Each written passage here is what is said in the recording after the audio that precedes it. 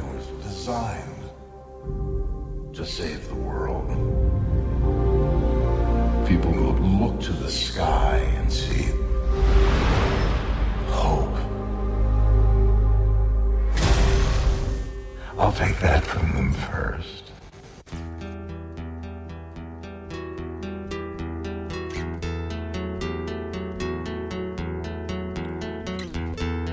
Tonight,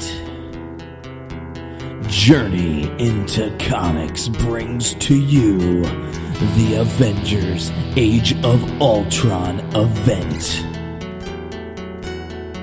featuring Nate Phillips, Brandon Stone, Siike Donnelly, Shuddy Boy, Wes Ticles, Nick Torres, and Mike Norris. Avengers Assemble. That's the best you can do!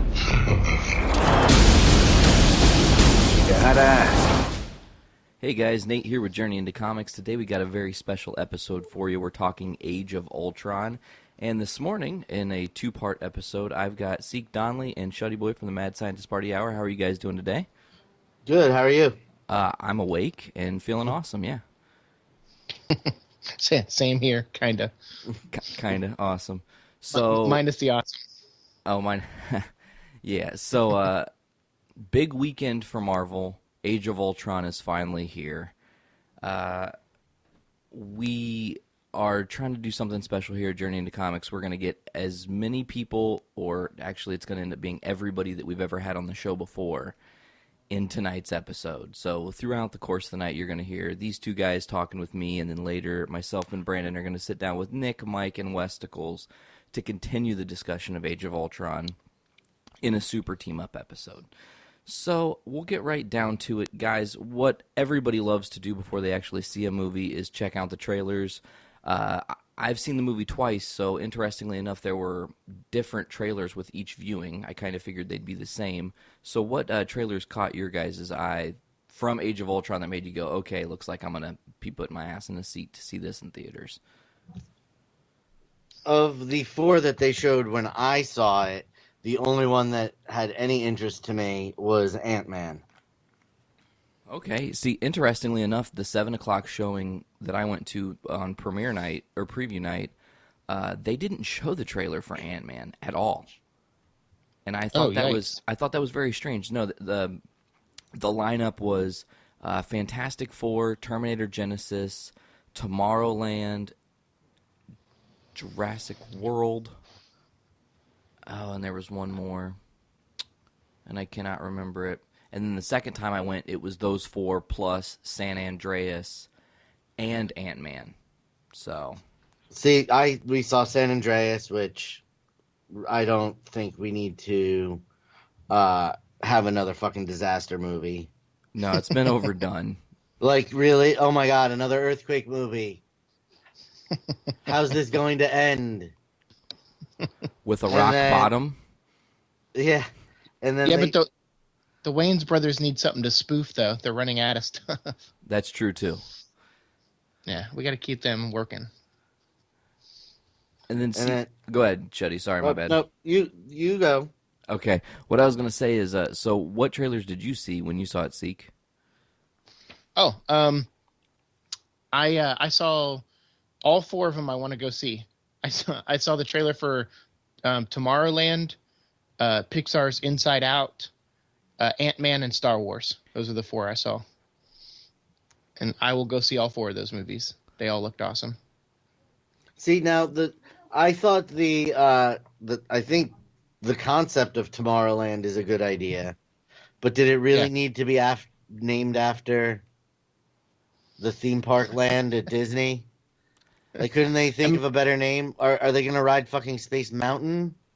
What's going on? I mean, I just think that they just yes, they are. In the wheelhouse of Disney. It's so catchy. It sounds catchy. I mean, it rolls off the tongue nicely. Yeah. So they just went, fuck it, let's go for it. Come on, it's your favorite land. Yeah.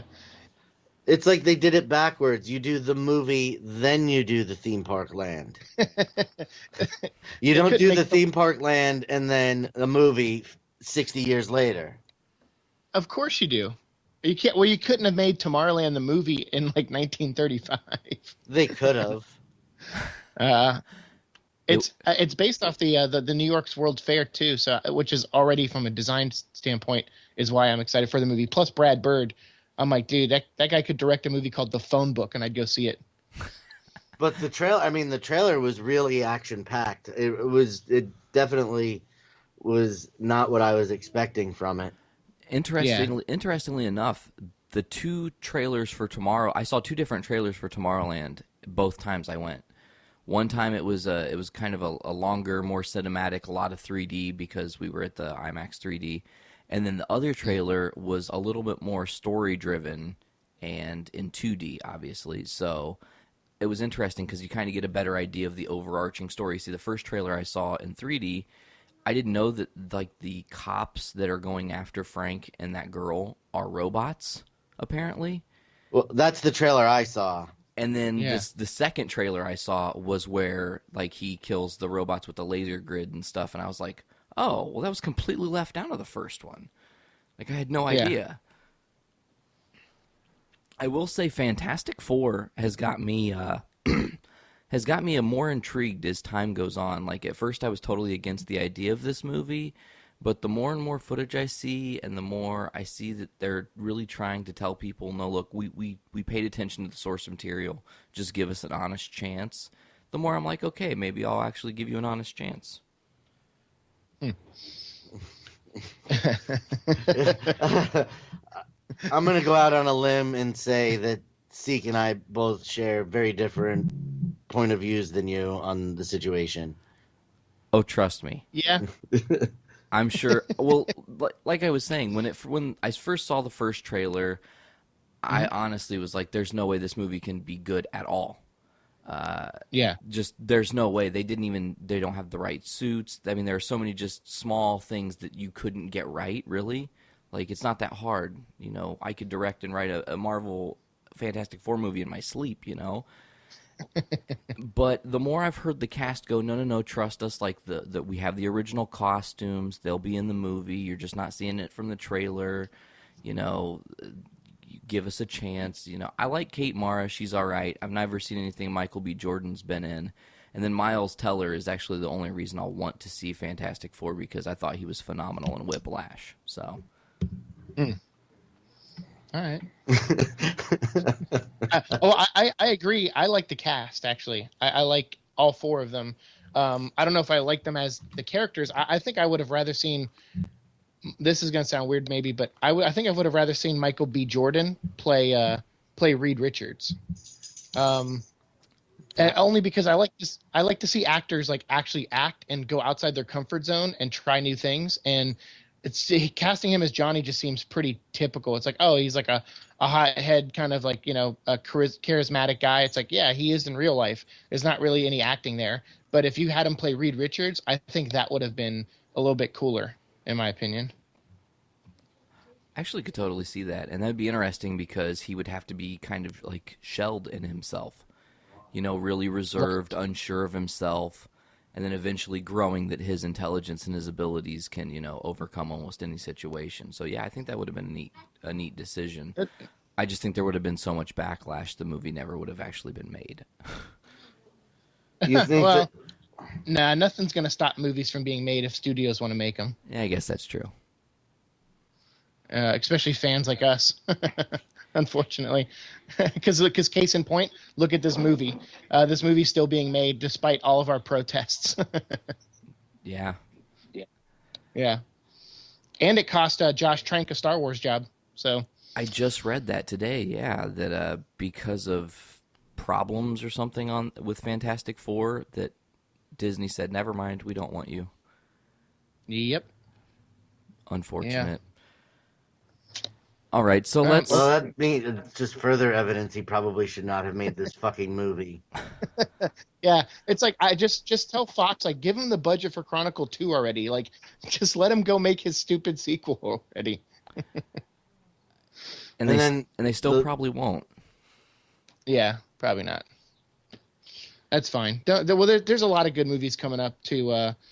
So a Fantastic Four is not really a blip on my radar because there's a lot of cool stuff coming. I may still go see it. Probably not opening weekend, but I know eventually I'll watch that movie. I will probably bootleg it before I actually go to theaters to see it, to be, brutally honest. But we'll see. That's just on that level. So let's stop our stalling and get down to the bread and butter. We all got to finally see Age of Ultron. Now, I will just let whoever wants to go first, Siike or Shuddy, it doesn't matter. Shud. Okay, so Shuddy, we'll have you go first. Overall, I want you to lay out, and folks, let's just keep in mind this episode is going to have so many spoilers that if you haven't seen Age of Ultron, I'm really not sure why you clicked to listen to this episode. So if you've not watched it, this is the point where you shut it off and call it a day, because from here on out, you're going to hear pretty much the whole entire movie and everything that happened. So we'll go ahead and start with Shuddy. Go ahead and tell me, man, everything that you absolutely loved. What were some of your favorite moments from the film? I didn't move from my seat at all the entire time. I loved the movie in general. The Wakandan references were great. Watching Claw get his arm cut off was great. There were just so many huge moments in this movie, for sure. It didn't seem like they tried to cram too much in. Because, essentially there were 3 villains in the movie. Because you had Baron Strucker at the beginning, and then Claw briefly, and then Ultron the rest of the movie. But it didn't seem like there was anything crowbarred in for the sake of just being there. Yeah, and you had the twins for the first half of the movie too. Yeah, which I really enjoyed the way that they used the workaround from being mutants. Yes. Yeah, it didn't feel like they were dancing around it. It came off very natural, in my opinion, too. And right in the beginning. Yeah. They got it right out of the way, and it worked with the story, and it was very cleverly written, I think. Oh, yeah. Okay, and now I'll go ahead and let Siike answer the same question. What did you think some of your favorite moments were, aside from anything that Mr. Shuddy just said? I think when Shuddy texted me a dick pic halfway through the movie, that was my favorite part. What? Because it was so veiny, and it was no. I was enjoying it so much I was fully erect. Yeah, he was just and the caption said, "Guess where all my blood is right now." No, I thought the movie it just didn't miss a beat for me. From opening with an awesome action sequence to ending with some real heart and emotion, I was really blown away. I think the scene that steals it for me probably is I love that they actually gave Captain America some one-on-one time with Ultron, and that in that battle sequence that was really cool. And then I also really liked the very casual way that Vision handed the hammer to Thor. That was that was so good. Well, they're all saying, "How can we trust you?" Yeah. He just lifts the he just lifts it, hands it to Thor, and he's like, "Here, you're gonna need this." And then he's like, "I don't know how to convince you guys, but here, don't forget your weapon." And then the best part is Joss knew that the audience would have a reaction because it's a 1, 2, 3. Wait, what did he just do? Holy crap! He just lifted the hammer. And then so he just did 5 seconds of reaction shots of the other Avengers going, "What?" And so that to give us plenty of time to laugh or freak out. And I love Joss. He's awesome. He knows exactly what the audience is going to do, and that's why he knows how to speak to them. And that's what this movie had a lot of. And that was another thing that was real clever, because that joke was set up within the first 15 minutes of the movie. Yeah, absolutely. Absolutely. I honestly, halfway through the movie, thought Captain America at one point was going to just fully lift the hammer.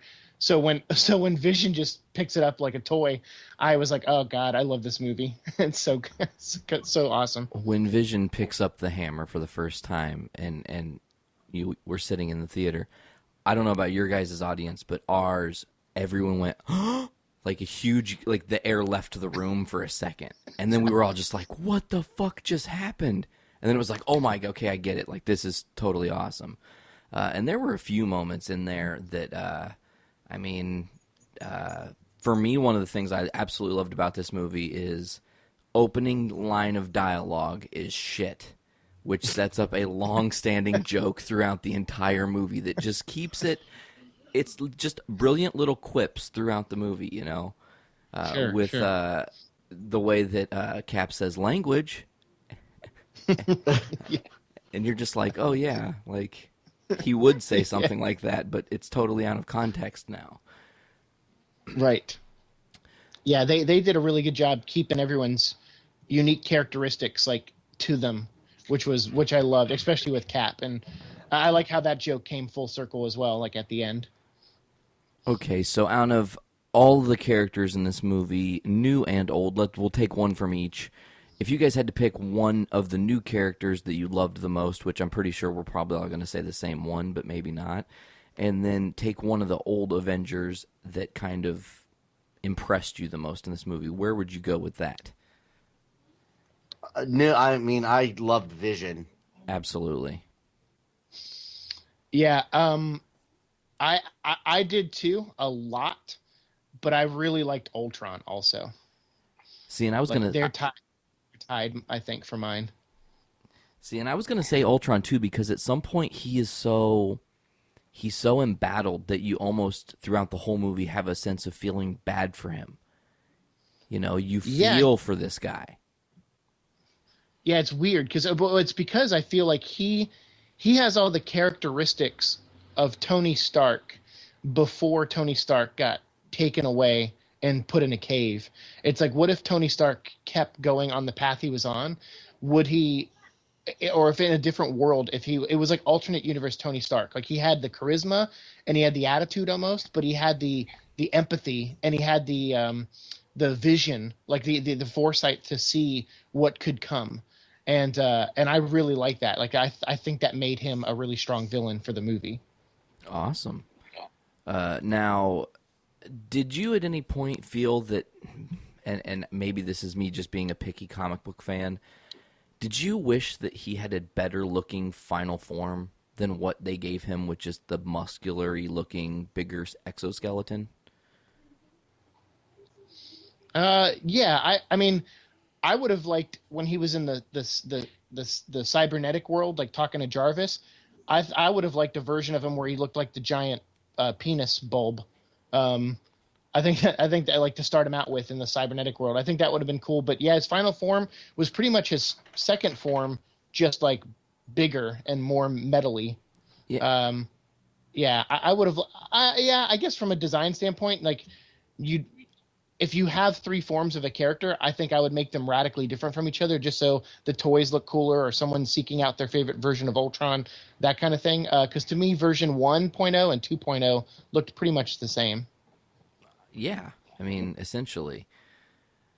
Yeah. See, there was a picture that I saw, and it was a press picture that was Tony and Cap with Ultron behind him. I think it was an EW cover, maybe. Entertainment Weekly, and that version of Ultron with the super kind of like long rabbit ears was what I was hoping they made the final form look like. Kind of a callback to the comics, and they never went there, and they bulked him up, and I was like, well, okay, I mean, I guess it doesn't really matter because I think James Spader did a phenomenal job with his portrayal of Ultron. From the time Ultron comes on the screen, which I thought that was really cool, how Joss decided complete darkness, and you kind of are born with Ultron. It's pretty neat. Yes. Yeah, I didn't have any doubt that James Spader was going to be awesome as Ultron. I mean, because I started watching, as soon as I heard that he was announced as the villain, I started watching The Blacklist to see how crappy it was going to be, and it really... prepared me for him to be a bad guy, and I thought he was great. Excellent. His delivery of some of those lines too was so spot on. Oh, I loved when he ripped off Claw's arm, and he was like, "Oh, I'm sorry, I'm sorry." Like it was like it was so weird because it was like it was kind of innocent in a way to where he just didn't understand the maybe his own strength and also how fragile humans are.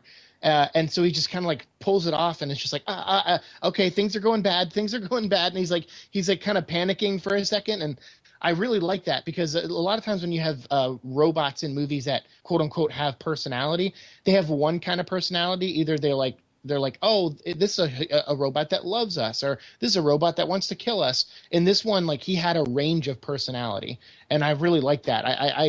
You know, you don't, like I said, you don't see that a lot in like movies about AI where they just have like these really over the top personalities, and that's what Ultron had, and I think it worked a lot for the movie. So let's jump backwards a little bit now. On the flip side of this, literally the other side of the coin, we have Vision. And I loved Vision's look. I love the way they told the story of the literal birth, again, of Vision and how he was made. Was so smartly done, I thought. Using the regeneration chamber that fixes Hawkeye early in the movie to create a whole new body, you know, bonded with the vibranium, and then to not have all of Ultron's conscience transferred into the body. So he's like 90% Ultron without the evil. Right. You know, he has this really calm demeanor, and I thought that Vision definitely added to the story of this movie. As soon as he was on screen from that moment throughout the end of the movie, you were excited. I thought every time he came on, anytime he said any kind of dialogue, the scene where I can't remember, I think it was Banner and Stark are talking about what are they going to do, and you know, Stark says, well, he hates me the most, or yeah, he's going to want to come after me, and Vision walks by and goes, he does hate you the most, like just, you know, super comedic but to the point, and then just moves along like it's not a big deal. Every time he was on the screen, I was captivated, absolutely. Yeah, to me, I'm going to take a dig at Man of Steel here, but to me, Vision was a better Superman, because I just liked his whole like outlook on things. You know, even that my favorite part, probably my favorite scene in the movie is him and Ultron at the end, like the last Ultron droid, and him talking, and the Ultron droid just like, yeah, they're going to kill it themselves, like they're humans, they're cockroaches, like they're planned, they're destined to be doomed and self-destruct, and Vision's like, yeah, I know, you know, but life is only beautiful because it doesn't last forever. And I'm like, oh my god, like this guy just gets it. He gets humanity, and I like that coming from something that isn't human. That's always a really great reminder that we could be better, and that's what I liked. His viewpoint in the movie was just like, yeah, they're probably all gonna die, but at least before then they might do something really special. And I like that about Vision a lot. Okay, so before we move on, I want to jump to the past, like really to the past. So the first time Shuddy came on the show, I talked about a spoiler. Shuddy, do you remember that? Yes. Now, you still have probably never heard that spoiler. No. Okay, so I'm going to reveal it here, and you guys can go back to the first appearance of Shuddy Boy. It was a Nate cast a few months ago. I told you guys to brace yourselves, but I said exactly this. Vision will kill Ultron in the forest. Now, I didn't quite at the time know what that meant, and there was in my head even a lot of speculation that maybe it was just an Ultron droid. But there was a leaked picture of the script or shooting. I don't remember. What do you call that? Your list of shooting, like how you're going to do stuff. I don't remember what it's called. Yeah. But it said Sion kills Ultron, you know, and it was seen forest. So right. Unintentionally, I find this on the internet, and I was like, oh, well, looks like the movie's spoiled for me. But even knowing that, it didn't affect it at all. It was just because the interaction they had there meant so much more than the end of Ultron. Right. which might not Absolutely. actually be the actual end of Ultron. I thought about that. They might think they've killed all the Ultrons, but maybe somewhere there's still a little part of him, and future Yeah. Avengers will have to Even go in up the against comic him. books, do they ever really actually ever truly kill Ultron? Well, they don't ever really actually truly kill anyone. I mean, the closest thing in Well, yeah. Marvel would be Gwen Stacy. She's, she had been technically dead the longest until the alternate universe brought her back. And then the same thing with Barry Allen in DC. Yeah, but Gwen Stacy isn't alive currently in the standard Marvel universe. She's only in Right. her Spider-Gwen universe and the Ultimate universe. They haven't resurrected her other than as a clone a few times in the actual Marvel 616. So she's Yeah, probably one of the few exceptions.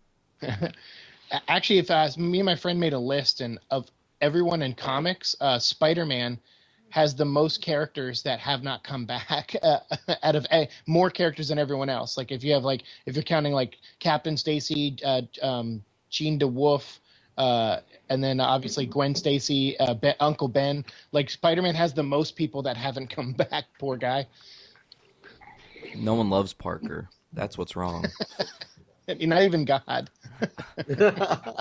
Okay, so I honestly don't think you guys will be able to tell me this, but were there any things in the movie that absolutely bothered you that you did not like? I'd probably go back to the dick pic from Shuddy. I didn't really appreciate that. So No, I veiny. thought it's so veiny. No, I thought for the most part it was a pretty strong movie. I would say my one complaint actually does come from Ultron too. Especially in like the final battle where they're just like punching down waves and waves of these drones. I would have liked just more reminder that those are also Ultron. Like it would have been cool when if they had one-on-one battles with Cap, like fighting one with a shield, if it was like sprouting lines trying to get into his head, Yeah. I would have liked a little bit more of that so that you could see that it was like a hive mind as opposed to one king ruling all of them or something like that. I would have rather seen more, but that may be in the cut footage for all we know. My main complaint with the movie was that up until the very end, Hawkeye was really just kind of crowbarred in. Really? He really Yeah. did. I don't think the first 3/4 of the movie, he really had not much impact at all, and there was really not much reason for him being there. And there goes the fucking insane Chihuahua. It's okay. It just, and then I liked seeing Linda Cardellini. Mm-hmm. Love I her. am never disappointed when she shows up unexpectedly. But they could have at least named her after his actual wife. Yeah. Fanboy alert. I know. I was like, she's not Mockingbird, that's for sure. But Yeah. the scene with him and Scarlet Witch, I think, made him being in the movie important. Right. But Well, that was like Mockingbird's on Shield, right? Agents of Shield. Is that why they probably didn't do it? Probably, yeah. Adrian Pilecki, I think, is doing Mockingbird. I forgot Yeah. about that because I don't watch the show. Wow, Gotcha. I figured you would watch that show, but I think I did know that you don't watch it, and I've actually fell off. I'm like 5 episodes behind, which means I I've probably been won't told catch that- up. That I need to start watching it again. So maybe when I'm caught up with everything, I'll start it back up on Netflix. Here was my one Yeah. major complaint with the movie, and a super fanboy moment. I really think that I need to see a director's cut with all the footage that was taken out, because I felt like even though the movie was 2 hours and 20 minutes, I blinked and it was over. I mean, it goes so quick. I've seen it, now seeing it twice, you think, well, you got to get to this part next, and you got to get, and then the next thing you know, the movie's already over, and you're like, wait, I want to see it again. Like, I'm not done. Why can't we have more? It was great. It was fun. I will say, going back to things that I specifically loved, kind of playing into everything that happened with Vision picking up Thor's hammer, the use of different characters wielding different characters' weaponry was really cool, whether it be Hawkeye or Black Widow handling Cap's shield or Vision holding the hammer. Like, those moments were really, to me, quite awesome. Yeah. And I think I got a little geeky when Thor went into the reflecting pool Oh yeah. and saw the vision of all the Infinity Gems coming together on the gauntlet. Yeah, that was really sweet. And then the mid-credit sequence then was a direct relation to that. And I thought that was brilliant as well. Yeah, they oh, go ahead. Sorry. With Thanos going, well, I guess I have to do this myself. Yeah, I really liked that. I have to echo that, dude. The Infinity, because I read some review, like a kind of a spoiler-free review, before the movie came out, where the reviewer said, oh, like Thor goes off on this like dumb side quest for like 10, 15 minutes of the movie that really doesn't play into the overall plot. And I'm like, so then after seeing it, I'm like, what was that reviewer? What was he watching? Or did he like go to the bathroom or something? Because like that was everything. That's Thor. Because he did that Vision quest, he was able to figure out like, all right, I want to try to turn Vision on our side. Like Stark is right. And that was really the only time like Tony Stark really needed to redeem himself in this movie, because he started off as an arrogant prick and his fears caused him to create a monster and he dragged Banner into it. So the fact that he wanted to repeat history, it was like, man, he better be right about this. Otherwise, he's going to be the Tony Stark from the comic books, which I don't want because I like Robert Downey Jr. And so when Thor showed up and said, no, Stark is right, it was the one validation that could have made Thor, I could have made Iron Man, like everyone believe Iron Man. And then we get Vision, which was awesome. But then it ties into the all Infinity Gems, and it's basically linking all of the Phase 3 movies. Like it's the origin of the next series of movies, because it's all going to be about the gems. So I was like, no, that scene was very pivotal actually in the movie. Yeah, I thought that the scene was not only pivotal, but it was awesome to see. Him going Yeah. into the water and the things he was seeing, and in both of the visions that he had when he had the negative dreaming and stuff, there were a lot of little tiny Easter eggs and things. I don't know if you guys noticed, but it was either in the water. I'm thinking it was in the dream, though. There was like a 1 second, 1 frame shot of Vision's eyes, and then it just was gone. Like you just for a second see it. It's a blip. Did you guys catch that? I did not know. I did not know. Oh, well. I didn't see it a second time though, so maybe I will later today. That's true. There are a lot of things to look for. Just while we were talking about it, that whole scene set up, like he said, the Phase 3 movies, but it also set up Civil War, I think, with the way Captain America and Tony Stark started going after each other. Yeah, Sure. And we're going to definitely get into that here in a few minutes, and try to kind of dissect where the Marvel Cinematic Universe goes from this movie, because it seemed like, to me, Phase 1 ending with the Avengers was the payoff. Okay, we saw all the teasers and all the other movies leading up to, and then boom, we get the Avengers as our big payoff. This movie seemed to actually just be more of a seed planting movie for things to grow in the future. So it was like a 180 of what the Avengers was, really. Right. But before we get there, I want to real quick discuss, and with you guys only seeing it once, and even though I've only seen it twice, I still haven't seen everything that people have been talking about, so I have a little research and some things that I've seen that people aren't talking about. What Easter eggs did you guys catch, or things that were just like, oh, I get that reference, I see that, you know? Wakanda. Yeah, that was the big part. That got me all One of the bothered. Wakanda was just That's when you sent me the dick pic. Yeah, that was right when it happened. And how does Right. Banner say it? Wakanada?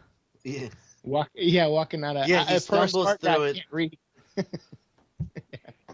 yeah, he stumbles through it a few times. which is pretty Yeah. cool. Now I missed a lot. I don't want to say I missed a lot, but I saw it at the drive-in. Oh yeah. So a lot of the really dark scenes didn't come through. So I didn't see a lot of the stuff that was happening, like when Scarlet Witch first gave Tony Stark the vision when he when he went to get the scepter. A lot of that was washed out. So I mean, things like that I didn't really catch visual references, unfortunately. So I might have to go see it again. You definitely should see it again, obviously. But one thing I thought that was interesting in one of the Easter eggs that I saw that not a lot of people are talking about, the creator of Vision and Ultron was Roy Thomas, okay? In Yes. Avengers 54 and 55, he wrote Ultron into the Avengers run. It was in July and August of 68. Now, Vision shows up in October of 68, but in the Captain America flashback sequence when he's having his dream, the band on stage is called the Roy Thomas Band as a little nod, Right. just a little nod to the creator of Yeah. Vision and Ultron, which I thought was really neat. Yeah, absolutely. That's really cool.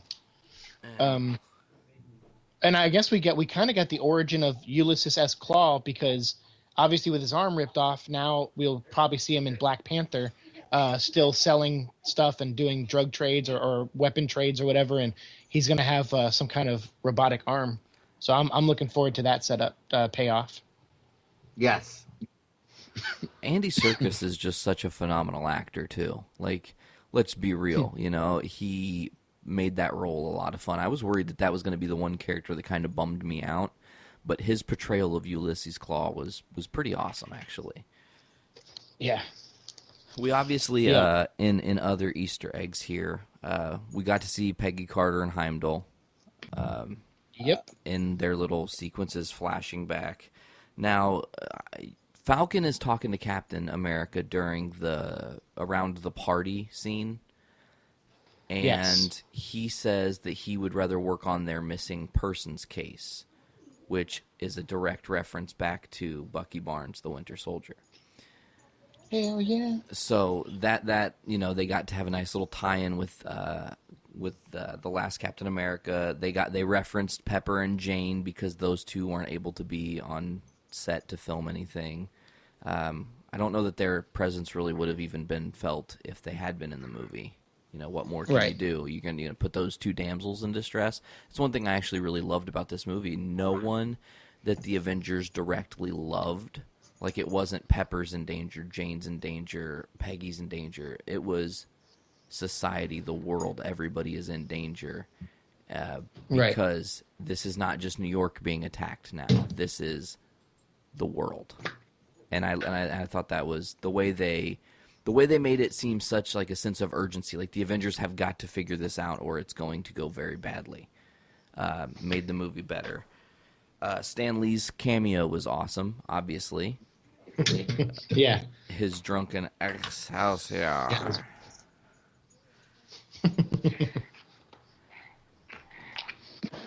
Yeah, I liked a lot of those little nuggets they put in there. And then obviously I was really hoping since they had Jim Hammond like the original Human Torch's like costume and stuff in the Captain America first Avenger, I was kind of hoping the facility at the end was going to be called Camp Hammond.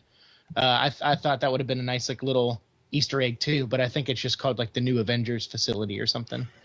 Just to start, it's the new event. They, that might be something that they end up going with by Civil War. They might officially give it a name. They're not trying to put too many eggs in a basket and confuse the audience. They gave us a lot in this movie. I mean, from the cameos and everything. I'll ask you guys because I don't know my Avengers as well as I probably should. The lineup at the end of the movie with Cap, Black Widow, Scarlet Witch, Vision, Falcon, and War Machine. Which era is that lineup? Because I feel like that was actually one of the actual teams that was written in the comics at one point in time. I'm almost sure it was. Let me see. I think half of them are West Coast Avengers around that time when that started. Half of them are West Coast Avengers, and then the other half are are like the from members of the team right before they created West Coast Avengers. I think. I don't know if it was actually ever that exact team, but Shuddy might Shuddy all over me on that one. I'm looking to see. I don't even know what's the easiest way to find a lineup roster. Let's see.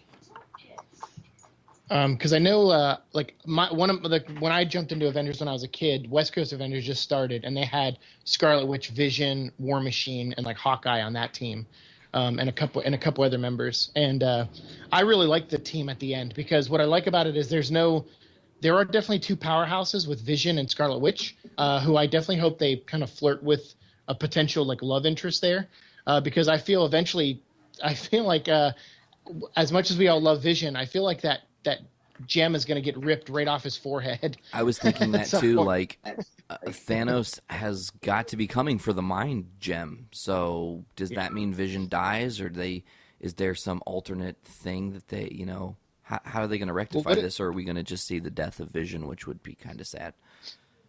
What if he rips that off and Vision is Ultron again? That would be sick. And Ultron is like a knight of Thanos or something. And then they have to fight their own teammate, because they know Jarvis is in there somewhere too. Oh, see? We should be writing these movies. That's a brilliant idea. I'm not talented enough. I can come up with an idea or two. I can be in the room with people like I can't do it all day. It looks like that team is an amalgamation of the 60s and 70s recruits. Gotcha. Oh, nice. So where does that leave Tony's team then? If we were to surmise who Tony is going to have on his side, if you pick, it would be 5 other people to be Avengers with Tony. Who would you guys call his lineup? You got to think, assume that Black Panther and Spidey are going to join Stark, at least for some time being. But then there are these 3 unknowns that I'm not sure, because you're probably not going to see Banner. They wrote him kind of nicely out of the picture for a while. You're not going to see Thor. He's dealing with figuring out what the hell's up with the Infinity Gauntlet, and if these stones are all recovered, who's going after them. Barton has essentially retired. And then obviously the rest of the team is with Cap. So who would you guys be?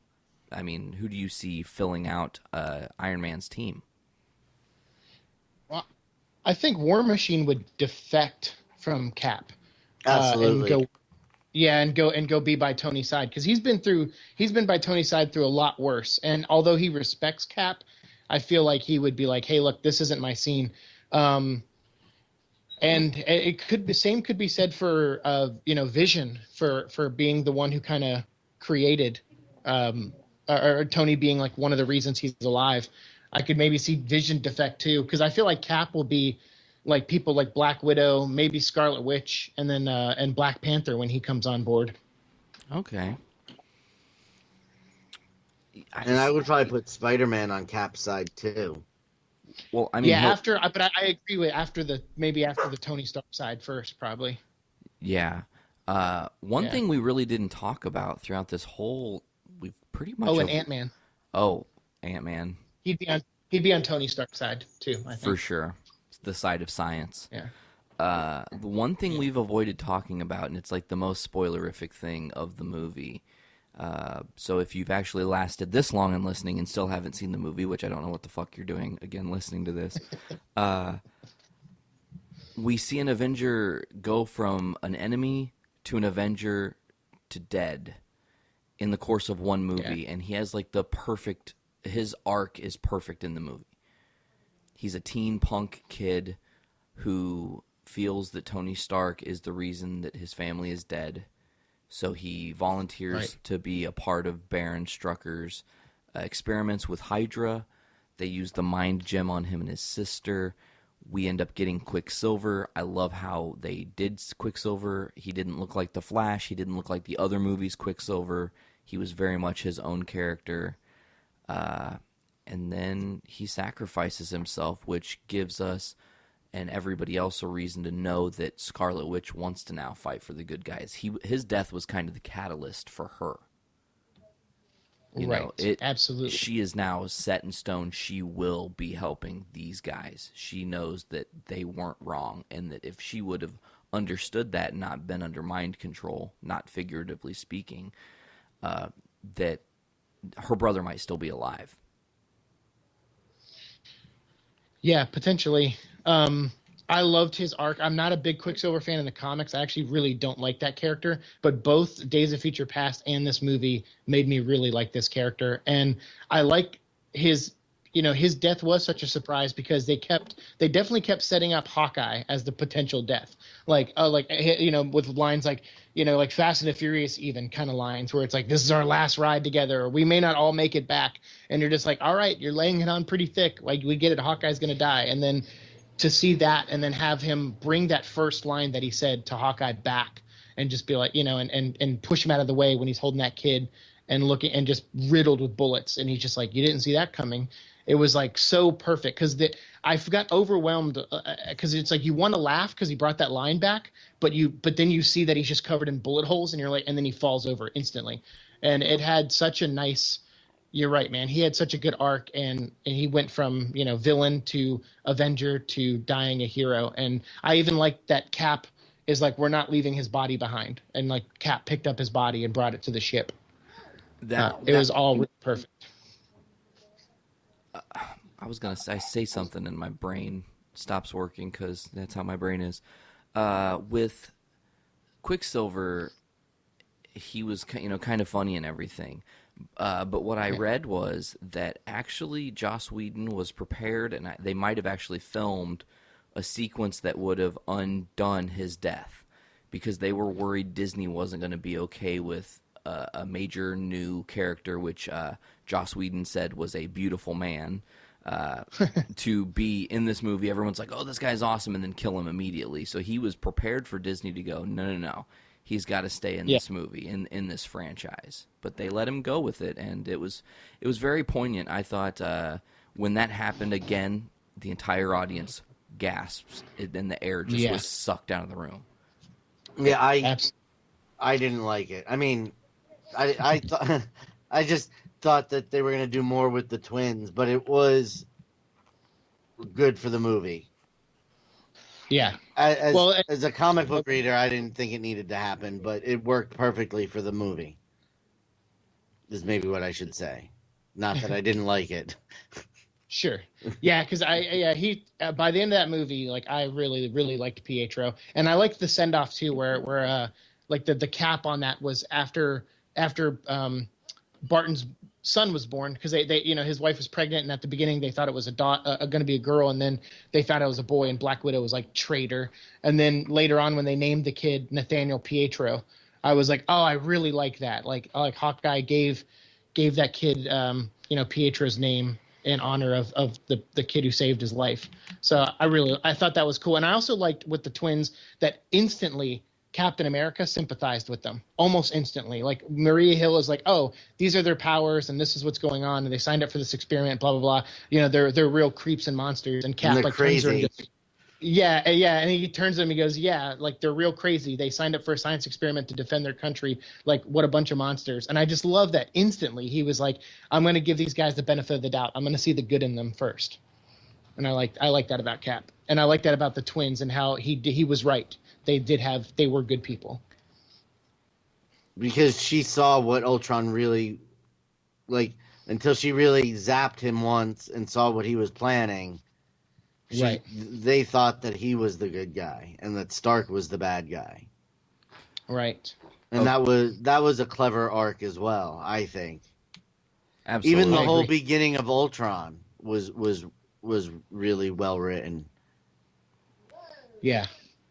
Okay, so one last thing in the actual movie, and then we're going to kind of go into the future of the cinematic universe and talk about the post-credits. But the last thing I want to bring up that was from the movie that we, again, avoided, and I don't know how we not once said the word Hulkbuster?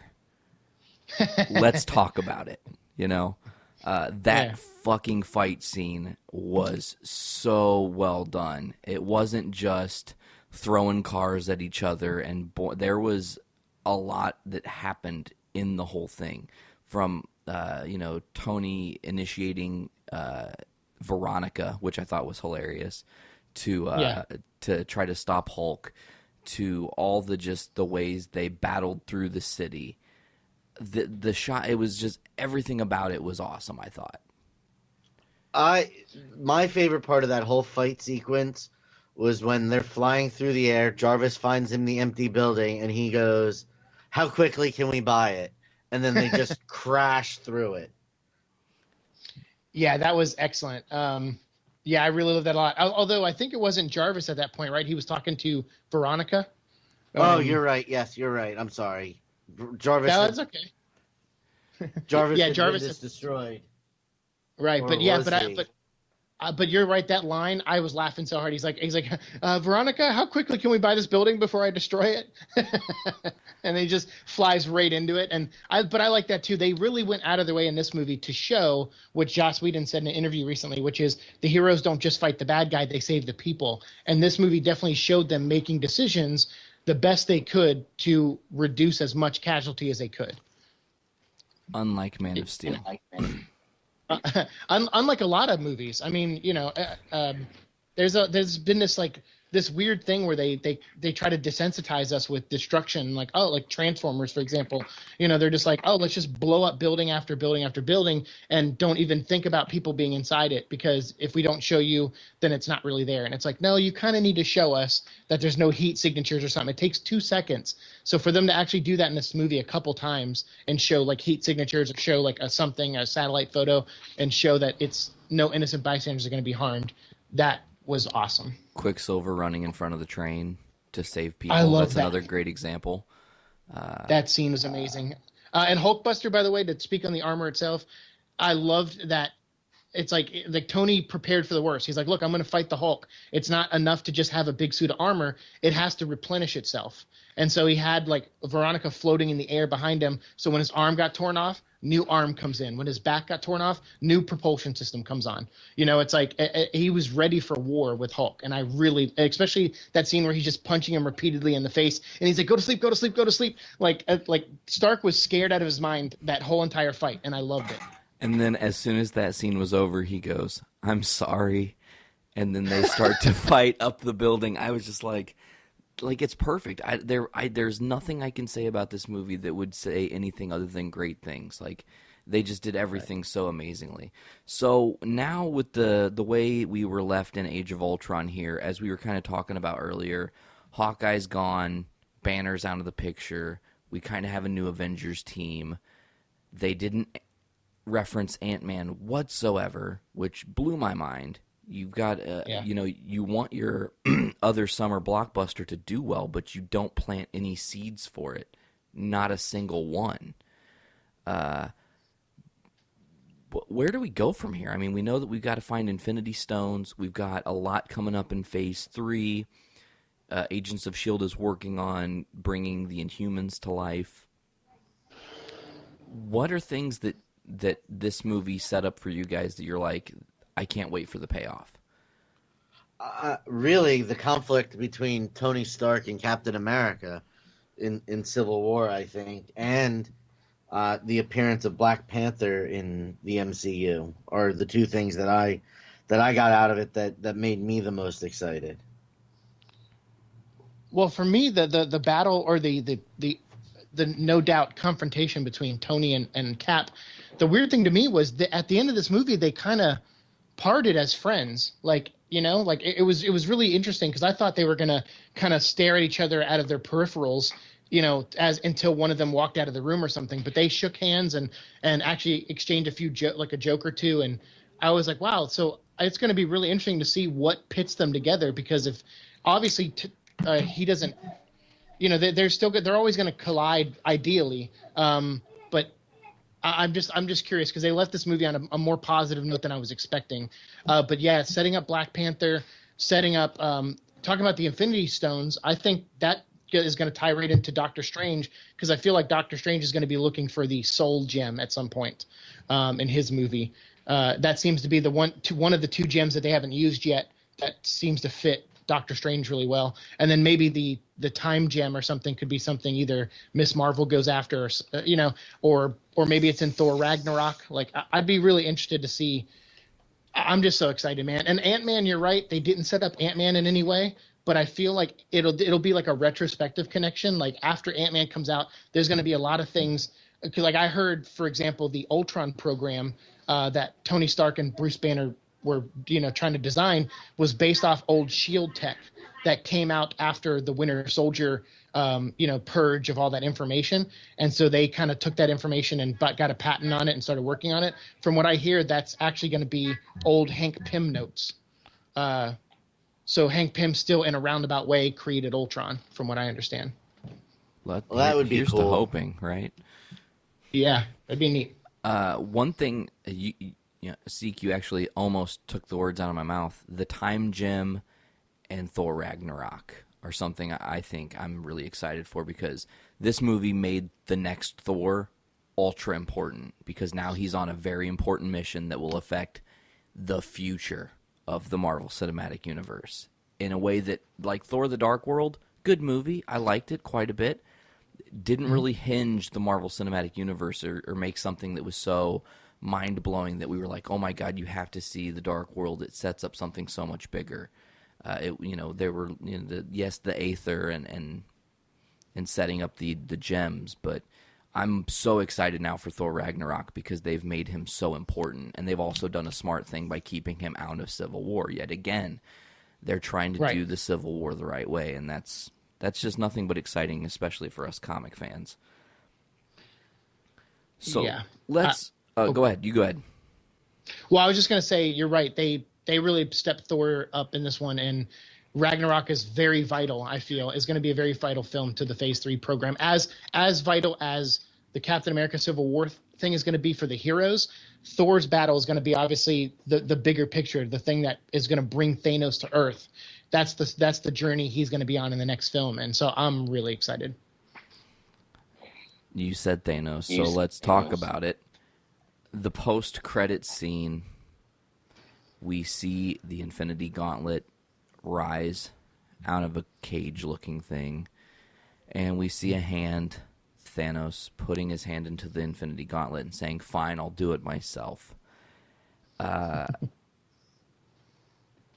heard, and I don't know if you guys have heard this, apparently it is confirmed that while some fans speculate that because Loki's on the throne in Asgard and that he was being controlled possibly by the mind gem from Thanos, right, that he just let Thanos in to get the Infinity Gauntlet, but it has almost been confirmed by various people, Kevin Feige and so on, that there are actually two gauntlets in the Marvel Cinematic Universe. Okay. So does that mean that we maybe see the stones at some point in the Infinity War split in half and one of the heroes gets their own Infinity Gauntlet? Or are they just trying to misdirect us with saying there are two because there really aren't, and they just, they're like, crap, they figured out the plan already. Smart fans. Well, I think the reason they said that was because originally in the first Thor movie, in the room with the Destroyer, there's actually an Infinity Gauntlet in there, and I think it had like gems on it. Maybe not the official gems, but maybe placeholder gems. And then obviously the one that Thanos gets, he's clearly not in the throne room of Asgard, and he picks up a gauntlet with no gems. So I think maybe that's where they're saying there are maybe two. Maybe there's a placeholder one in the Thor trophy room that doesn't really have any power at all, or so we think. Maybe, I don't know. Misdirection's easy at this point, but I would say no matter what, Thanos is already a badass without the stones. So the fact that in some of the Phase 3 movies, he might go through some of these movies and start gathering these stones makes me really excited, because for once, I don't want to see the Avengers fight drones of things. We saw that in the first movie, and we saw that in this movie, where there's just endless drones of CGI creatures or robots for them to fight. I want to see all of them struggle to fight one man, and Thanos is definitely that man. Oh, I can't wait. It's going to be so exciting. The one thing that we haven't talked about that struck me really funny was every time Ultron would sing the song from Pinocchio. I love that. God, it's so good. I like in the final scene where he's like flying away in the jet and half his mouth and face are missing and he's like humming it before the Hulk comes in and kicks his ass. And throws him out of the Quinjet. Yeah, it was good. And I like that decision Hulk makes. Like that was totally a Banner decision when Black Widow's like, please, like don't leave, come back and we'll figure something out. And he just turns the computer screen off. I'm like, holy crap. Like either there's more Banner in there than we think, or the Hulk made the choice for Banner knowing that he could never have a happy ending. Wait a minute, he could have been with Black Widow, and he couldn't have a happy ending. Are you sure? I think she would have given him a happy ending. I mean, every night. Yeah, but that would have brought the Hulk out. Remember, he can't have sex. True, and I cannot believe that Tony Stark said, "Are you and Banner playing a game of hide the zucchini?" Best line in the movie, hands down. I can believe he said that. I can believe he said that. I guess I just from a being a part of Disney standpoint, that was a really risque joke for, because kids are going to be like, "What's that mean, Dad?" And it's like, I don't know. They're putting a zucchini in a bag. I don't know. No, that's the best part, though. They go, "Dad, what does that mean?" You go, "Here, have a Hulkbuster toy. Be quiet." Bingo. Yeah, and Disney wins again on merchandise. Of course they do. All right. Well, are there any other final thoughts you guys want to say before we wrap this up, the first hour of the show? If you see the movie and you really, really like, the stuff with the Infinity Gems and all the the nerd references in there, do yourself a favor, send your best friend a dick pic, like Shuddy did. It'll only enhance the movie. No, I have no final thoughts. I loved it, and I love you guys for having me here to talk about it. It's so cool. I can't wait to see it again tonight. Well, Siike, thanks for being on, man. It was your official first time. You were kind of like I was referencing when we were talking about doing this, the Quicksilver of the group, but we don't want you to die, so don't do that. Maybe you are kind of more like Vision, but I want to know. I'll be Scarlet Witch. That's okay. Cool. Okay, Scarlet Witch is dope as hell. She's got kick-ass powers. Yeah. So out of 5 stars, what would you give it, Siike? Ooh. Do you do half stars here? Yeah, we can do half stars. I think 4.5, only because I'm trying to save myself room for Infinity War being a full 5. Okay. So 4.5 stars. All right. And then where can people check out all the cool shit that you do? Because you have a lot of stuff that's awesome that's going on. Where's the best place for people to find things that you do? You could follow me on Instagram at Seek and Destroy. Or I have a YouTube channel called Seek and Destroy where I do toy reviews. I'm really behind on them. I'm sorry, Shuddy boy. I also do a weekly show it's called Fascinating Fights, and it's basically like pitting like 2 superheroes or villains against each other. So that's on YouTube called Fascinating Fights. And then honestly, my birthday's coming up. I've just been asking everybody for my birthday if they would either buy a copy of Soul Star, which is a book I do for charity, and the money goes to the Brain Aneurysm Foundation. Either buy a copy of The Adventures of Soul Star on Amazon, or just donate a few bucks to the Aneurysm Foundation and to Mad Scientist Party Hour. If you could do those things for my birthday, I'd be really happy. So you're asking them to donate money to Mad Scientist Party Hour? Yeah, using your tiny URL.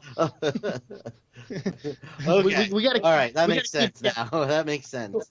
We got to keep Jeff nice and high. Yeah.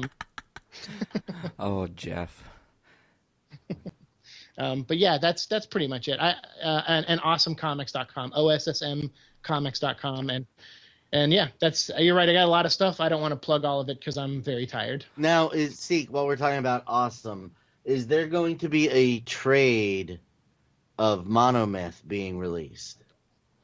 You know what? I guess I can maybe say that here on the show. I've been wanting to do a trade for a while, but we had a big stack of the comics, the single issues. So I'm happy to say that as of Free Comic Book Day, we pretty much are sold out of single issues. We have like 1 diamond box left that has issues 1, 2, and 3 in it, and we're going to bring those to the next convention. So yeah, not only will you see a Monomyth trade, but I'm trying to lock the artist in to add 6 pages to the ending and do the full ending that I wanted to do since we started the book, because I had to cut some stuff out for page count. But we will. So there will be a Monomyth trade paperback for sure. And it will include hopefully new content. So if you already Yes. have it, you'll need it to see the new content. Yeah, it's my director's cut. It has the definitive ending that I wanted to do. That's awesome. Yeah, thank you. And thank you for pushing it. And Nate, thank you for having me on the show. And I would come back anytime.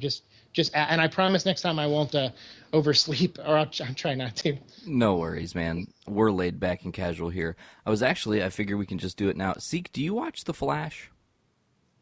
Oh, every week. Okay, so Yes, sir. hey, why don't the three of us plan? Brandon doesn't watch The Flash, and I'm desperately trying to get him to watch both Arrow and The Flash. I have not covered it at all on this show, and I really do want to talk about it because it's like the best television I've seen in a long time. So maybe for the season finale, sometime the week following the season finale, the three of us can get together and do that. I would absolutely be okay with that. I'm in. Okay, well then it's a plan. Now before we go, on the flip side, even though everyone knows where we can find Shuddy because he's always around, go ahead and let people know where they can find your stuff, man. Mad Scientist Party Hour on Riotcast Network, riotcast.com/Mad Scientist. Puminati.com is our website. We do a blog that needs to be updated. Sorry. No. That wasn't a dig at. I mean, All I'm three of just us? as guilty as all. It was a dig at all three of us. It's a group effort. Yeah, a group effort of nothing. It started off strong, and then just things have gotten so hectic for everybody that we haven't had a chance. But there will be new content, I promise. RedKcomics.com. I do an online comic book store, and if you do go to tinyurl.com/Puminati, you can order Adventures of Soulstar through Amazon, and that would help out Mad Scientist Party Hour as well. Oh. Don't actually donate the money to us because it will probably go towards evil endeavors. Just go through the Amazon link. For you Ultrons out there, donate to Mad Scientists. For you Visions out there, pick a copy of Soulstar up through their tiny URL and help both of us. Yes.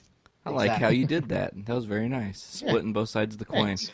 All right, well, guys, stay tuned because in the second half of this episode, in here in a couple minutes, which is not really a couple minutes, but with the power of editing, it will seem like a few short seconds. Up next, Brandon's going to come in. We're going to invite Nik, Wes, and Mike on to also discuss Age of Ultron and get their takes on it. Now, one last thing I need, because if I forgot, I would have felt like a dick.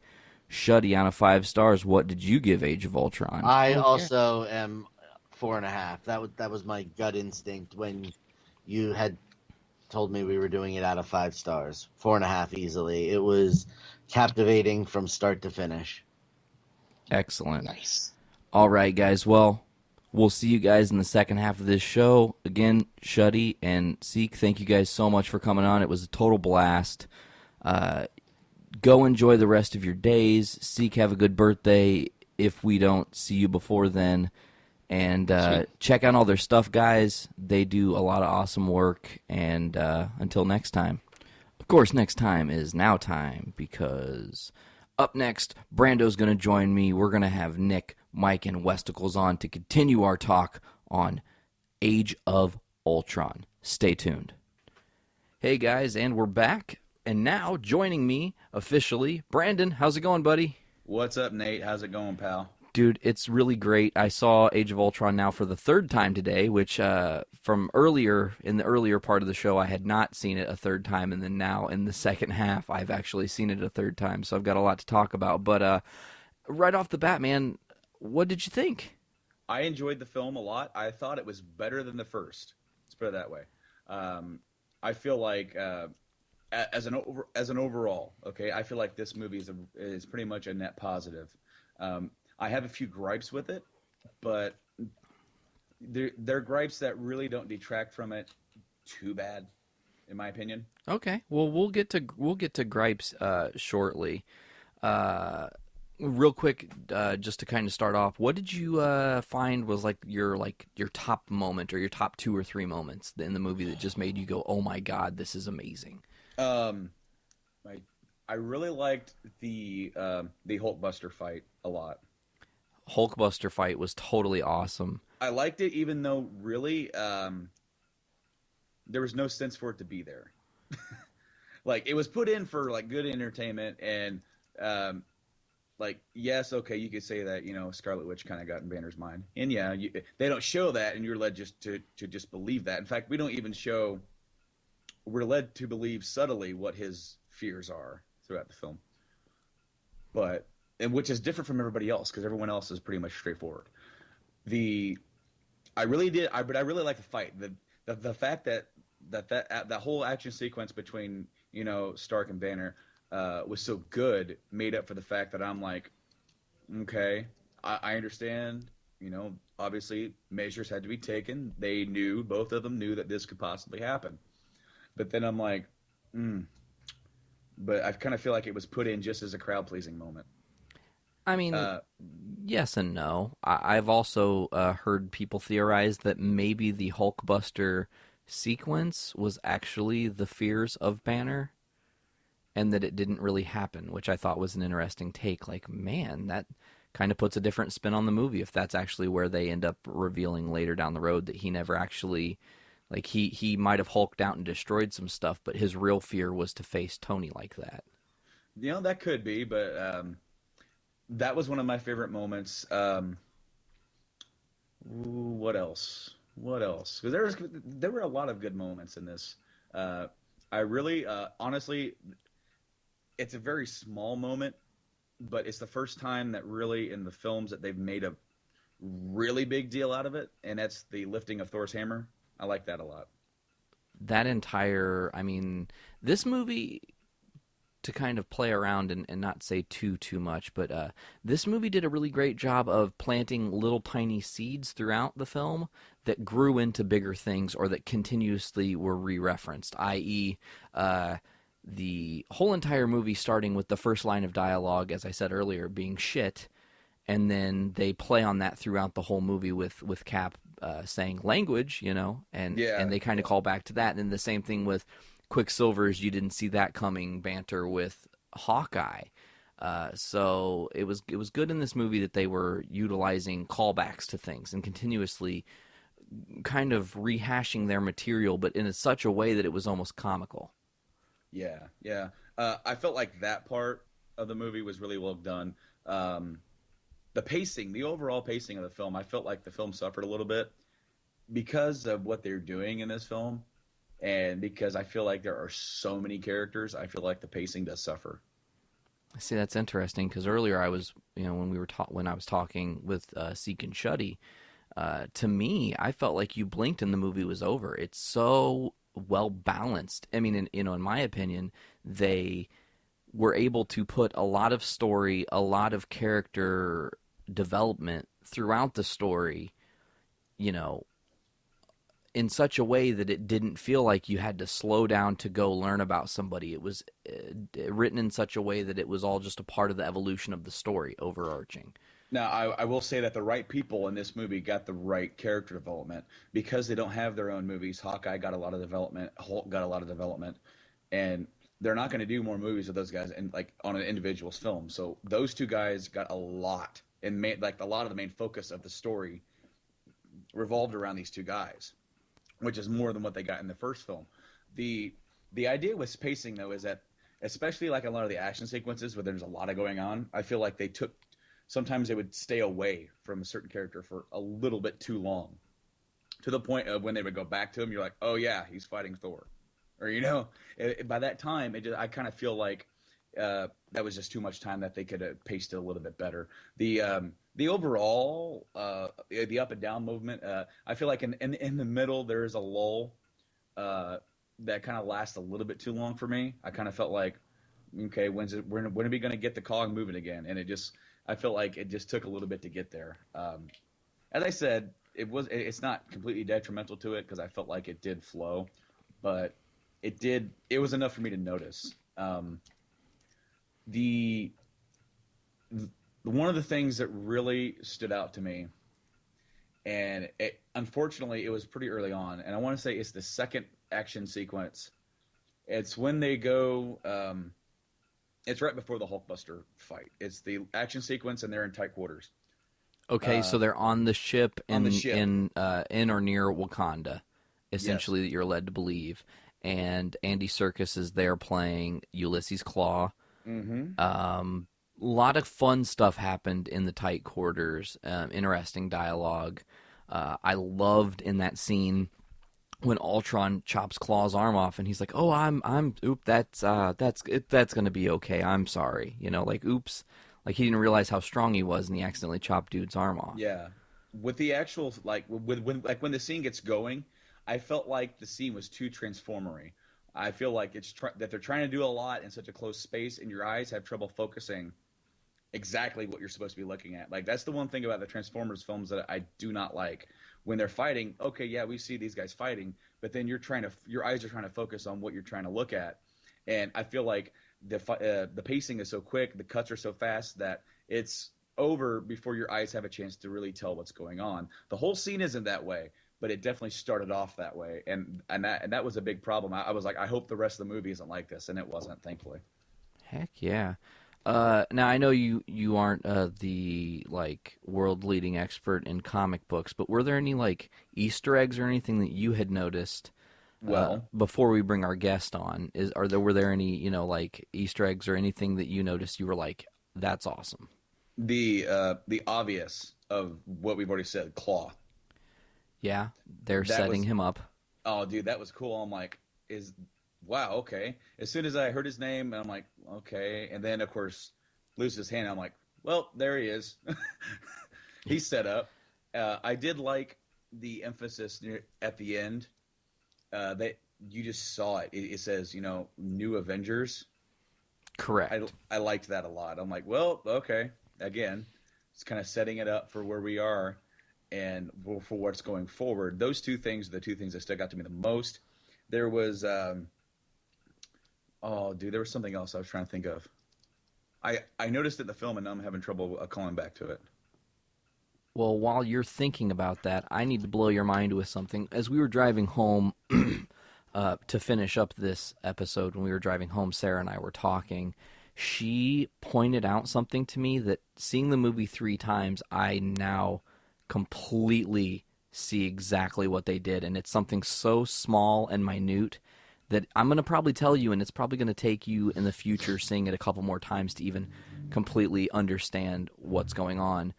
So in the Thor dream sequence, okay, when Scarlet Witch fucks with his head, he sees for one frame, and I mentioned this earlier, for 1 or 2 frames, he sees the eyes of Vision, okay? Yeah. Really quickly. It's like boom, boom, it just on the screen, off the screen, okay? Then when they go to the safe house, and this is Sarah's masterful find that I just completely didn't even put 2 and 2 together until she said it. When they're in the safe house, Thor is standing there, and Barton's daughter walks up to him, and her eyes are staring at him. And they're staring at him so hard that he remembers what he saw in his vision. And he remembers that he saw what he doesn't realize at the time is Vision. So her eyes make him think of Vision's eyes, which send him on the quest. Without that one moment with her, essentially the movie is hinged totally differently. What's funny is that I noticed that as well. Again, my first viewing, I didn't, obviously, now that you say that, and that makes total sense looking back on it. But one thing that I did like about that is that, and this is, of course, movies, as soon as they lock eyes, and then he looks away, and then when they come back, it's like she's not even close to him anymore. Yeah, she's overplaying with her mom. Yep, boom. It's almost like, next scene. But that, yeah, I like that. Kind of foreshadowing and everything. Yeah, this movie just did a lot of everything. Now, do you want to go ahead and bring our guest in? We might as well. We got a couple guys that are going to be joining us here through the magic of Skype. We got the first guy queued up, our good friend Mike Norris. If he's ready to come on. How's it going, guys? Hey, buddy, how's it going? Pretty good. Yeah, it's pretty well here as well. So Mike, I'll ask you the same questions I was kind of asking Brando. First of all, what were some of your favorite moments from the movie? Well, the introduction of Vision. I like Vision. From what we were led to believe, I thought that Tony Stark was actually going to create him, but they did it correctly in a sense. But Tony Stark, Ultron built the body for himself, and Vision took it over. I like that a lot. The Hulkbuster fight was a really good fight. And to be honest, I really enjoyed the entire movie. Like, I thought it was very well done, all the way through. Yeah, I agree. Start to finish, it's not. I don't really find a lot of. I guess we can talk about this now with the three of us. Flaws. What flaws did you guys see? Were there? I mean, Mike, I know you just said you didn't really see much that were anything that was really negative. But if you could pick anything out that was kind of you nitpicking, what do you got? Not a whole lot. I mean, other than the obvious difference between the comic and the movie.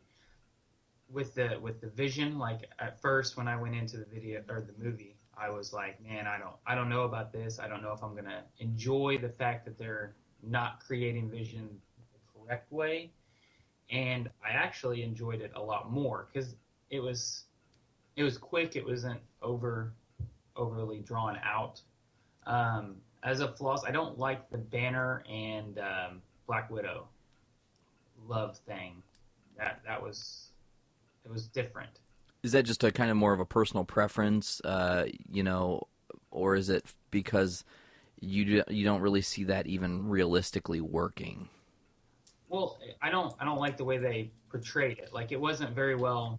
It was just kind of, hey, this is what's going on, and then it flips to something else. It wasn't like you don't have any development on the relationship. It's just like yesterday she's okay with him, and then or the last Avengers movie she's absolutely terrified of him, and now she's like, I love you, with no filler. Like, you have no idea what happened between them.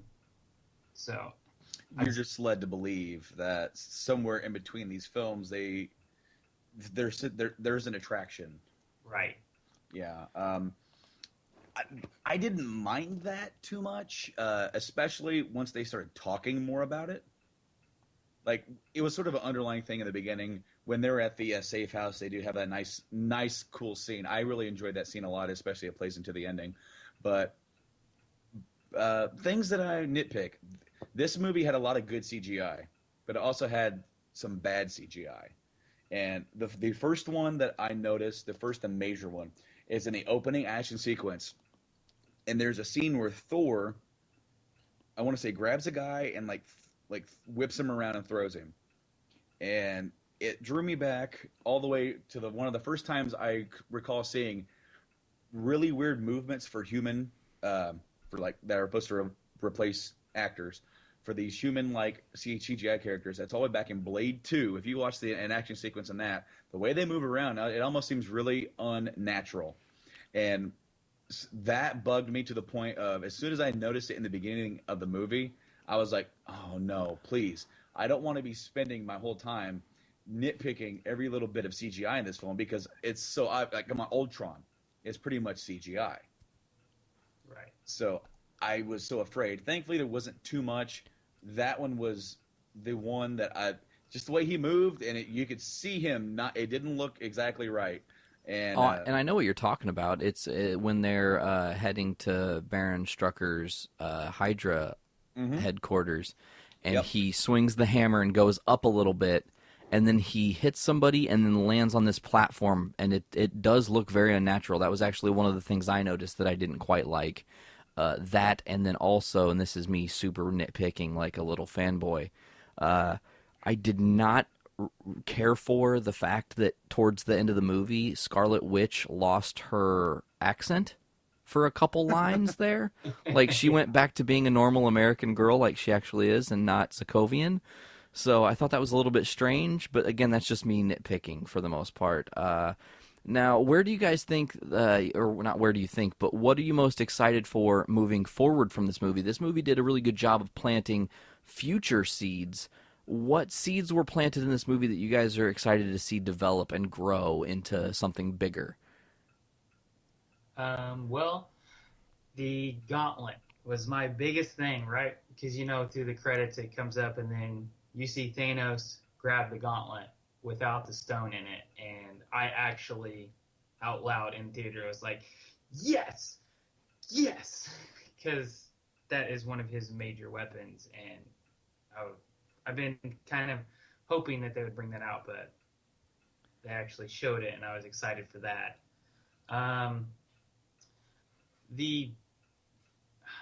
I don't know. I mean, one of the things that the thing with the Hulk at the end where Banner kind of takes off, I'm kind of interested to see where they take that. So, I mean, other than that, I mean, there's a lot of, like it's been said, there's a lot of good development in it. I mean, I think the movie sets up the Infinity Wars great. Like, just absolutely great. The bringing on the new Avengers is awesome. I mean, it just did a good job with everything, in my opinion. I'm looking forward to the, to seeing what they do with this new team, whether or not, how Civil War is going to play into that, because that's going to bring a lot of people, over into that, and where we're going after Civil War and who's left, if there's any characters who are going to be missing still, or when we get to Infinity War, if they're going to fake us out and just, kind of take the safe road and have all the characters there. It's going to be interesting to see how they go forward with that. I mean, there's so much that they can do moving forward. A few of the seeds that I really love, they planted the seed of Wakanda, so now we are moving closer and closer to the Black Panther movie. Yeah. I love, as you guys were saying, that they set the gauntlet up to further into the Infinity Wars. We are not led to believe, and this has actually been something that over the weekend they confirmed because a lot of fans were kind of complaining, there are 2 Infinity Gauntlets in the Marvel Cinematic Universe. There's one in the throne room in Asgard, okay, which you see in the first Thor movie. If you pause it, the room where the Destroyer comes out of, you can clearly see the Infinity Gauntlet. So there's that one, and from what I understand, they only have placeholder gems that are in that gauntlet. And then Thanos has his own gauntlet that he is going to actually go and attempt to retrieve all 6 Infinity Stones, to have power and control over the entirety of time and space. I mean, and reality, if you will. I mean, so a lot of huge setups. I loved seeing Falcon in his more official colors, not just, hey, I'm Falcon, I'm an army guy here to help you out. Yeah, that was good. One thing to note about Hulk as well is that with him kind of going into seclusion, they can kind of keep him out of Civil War. Yeah, that's the plan too. And so what that would allow them to do is that leave him out of that because he wasn't involved anyway with the original. But then they could bring him back later, and then they can also, from a contractual standpoint, keep Ruffalo's films down. They could put him in more Avengers films. Correct. And the same is said for Hemsworth because they wrote Thor, and this is interesting. They wrote Thor out of the movie, out of the Avengers universe temporarily, and they made Thor Ragnarok, which will come out in, I do believe, 2017, like really super important movie now to watch. Because he is the one that's going to figure out that Thanos is coming from him. He's the one that's going to figure out what gems are left to get where they are. And that's the whole movie's going to be hinged on, can he stop it before it gets to the point where the Avengers have to stop it? And obviously the answer is going to be no. They've made him so important now. True. They made him a very important member of the team because he's the one that pieced it together for this film. Also, he's the one that notices how many Infinity Stones have been that's been revealed, and that's a good setup for that too. I didn't even put that into context until now. And the most interesting thing too is, and this is something that minor complaint when I first heard it the first time, and when I even rewatched it, I wasn't really paying attention, but this time it kind of stuck with me. How does Thor know about the Guardian's stone being found? Because that was all self-contained. Does that then mean he knows about the Nova Corps having the orb? Because if that's the case, then that means that they could possibly tie in Guardians into the next Thor movie in some minor way, maybe a post-credit scene or something. I definitely think they're going to tie Guardians into the overall arc. I mean, they have to. Anyway. Yeah. So, yeah, I mean, at some point they are going to cross that stream. Crossing the streams. Excellent. So, Mike, was there anything else about the movie that you wanted to talk about before you go here? I know you have got Game of Thrones on the brain, which is totally understandable. On the CGI thing that Brando brought up, in that exact scene, I noticed the same thing you guys are talking about, but it's a little bit more. When he picks up, I guess it's a piece of rebar or some type of object, and he's swinging it around. If you look closely, it blurs out. Like, it looks absolutely horrible. And I actually had the same thought that Brandon did was, is this how the CGI is going to be in this? Oh, please, no. But Yeah. they corrected it. And I think that I like the running jokes that they had in it, like with Captain. That was, it brings more of a relationship to the Avengers. It's not just, they're the Avengers, they're all put together to fight. It's like they have a relationship with each other. They're developing as a team, and I really like that a lot. Interesting that you say that, because that was one of the other things in my notes that I really loved was, even though we'd kind of partially seen it in teasers and stuff, the party sequence where they're all trying to lift Thor's hammer, the interaction with Hawkeye specifically, because it kind of shows that he's just this loosey-goosey fun guy where in the first Avengers movie, he's not really given a whole hell of a lot of anything aside from, hey, we're turning you immediately into a bad guy and barely utilizing you in the team until the last 5 minutes, as to where in this movie, he kind of shines as this, like, really funny character that I'm kind of frustrated we're not going to see a whole hell of a lot of, because he's quote-unquote going to be retired from the Avengers, and that's going to keep him out of Civil War, as far as I know as well, unless he gets brought back into the fold. I could see them bringing him back in after his role in this one was so positive, overall. So I could see them bringing him back in, into the Infinity War, because I mean that's 2 movies worth where you can just it's going to be almost kind of like the gang's all here kind of thing. Maybe not all at first, but you have 2 movies to build up to it. So. Heck yeah. All right, so last thing, Mike, before we let you off the hook. Out of 5 stars, what do you give this? To be able to give it 5 stars, I need to watch it a couple more times, but I would at least a 4. Okay. I was very surprised. At least a 4. Okay, well, that's good. So I have 3 of our people who are a part of our Avengers team up tonight. I know what people are rating this, so I'm getting kind of a nice idea of what this is going to end up with, and we're going to be able to tell people out of 5 stars what we at Journey into Comics think is a good rating for this movie. So, Mike, I want to thank you for coming on. I'm excited to hear you again, man. Hey, thank you. Thanks for having me. No problem, buddy. All right. See ya, Mike. Thanks for coming on, dude. All right. Thanks for having me. Have a good one, guys. Yep. Go enjoy games. I will. Bye. All right. All right, Brando. So my question now is, who's up next? All right, man. Well, we got our pal, the one and only Decoy Octopus. Oh, is he? He's not here yet, right? No. No, he's not here yet. He may be one of us, but Wait, he's me, or I'm him? dude, Decoy is everybody. Oh, Decoy is everybody. Yeah. So we are going to try and attempt to call our good friend Nick to get his thoughts on Avengers Age of Ultron. Metal Gear Dick. So let's see if we can't connect to Nick here. I'll straight up suck that Metal Gear Dick. Seems like it should be going through. This is live radio, Hello? folks. Hey, what's up, Nick? Hey, what's going on? Hey, man, welcome to the show. It's good to be on. Good to be on. How's it going, buddy? It's going great. Going great. Excellent. So let's just get right down to fucking brass tacks and talk about it. What are your thoughts on Avengers Age of Ultron? You know what? I really like it. Well, that seems to be the general consensus here, so that's good that nobody so far has said this movie sucks balls. Yeah. Now I kind of wish I could go back in time and just come on and be that guy.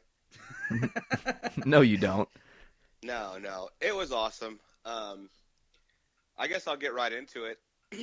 Ultron was fucking spot on. I mean, what's his name? Spader. James Spader? Yep. Correct.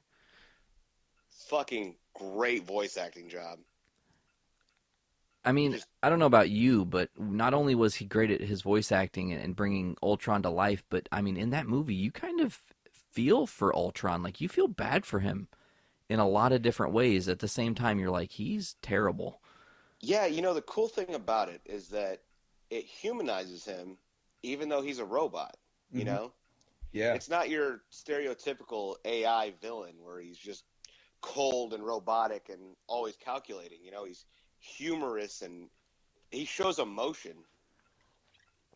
Oh yeah, I definitely felt like watching it. I was very impressed with, as you said, the performance. It was great. I felt like it's almost like as if he were on set, and he very well could have been. Yeah, I don't know how they shot it, but I see what you're saying. Where it did feel like he was actually there, reacting. And he had just had so many great lines. I like the fact that in the one scene in the tanker, he goes, "What do you want me to just tell you my master plan?" And then he goes through and starts attacking, which is just awesome. I'm glad to see a movie poke fun of that. Yeah. Oh yeah, man. I liked the line. It was when I want to say it was Stark. He was talking to Stark, and then he's like, "You're stalling." Yeah. And he goes, "Well, that is the plan." And he goes, "Do you think you're the only one who's stalling?"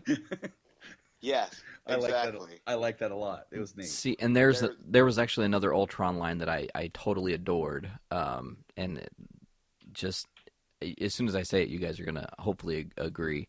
The keep your friends rich and your enemies rich, and wait and find out which is which.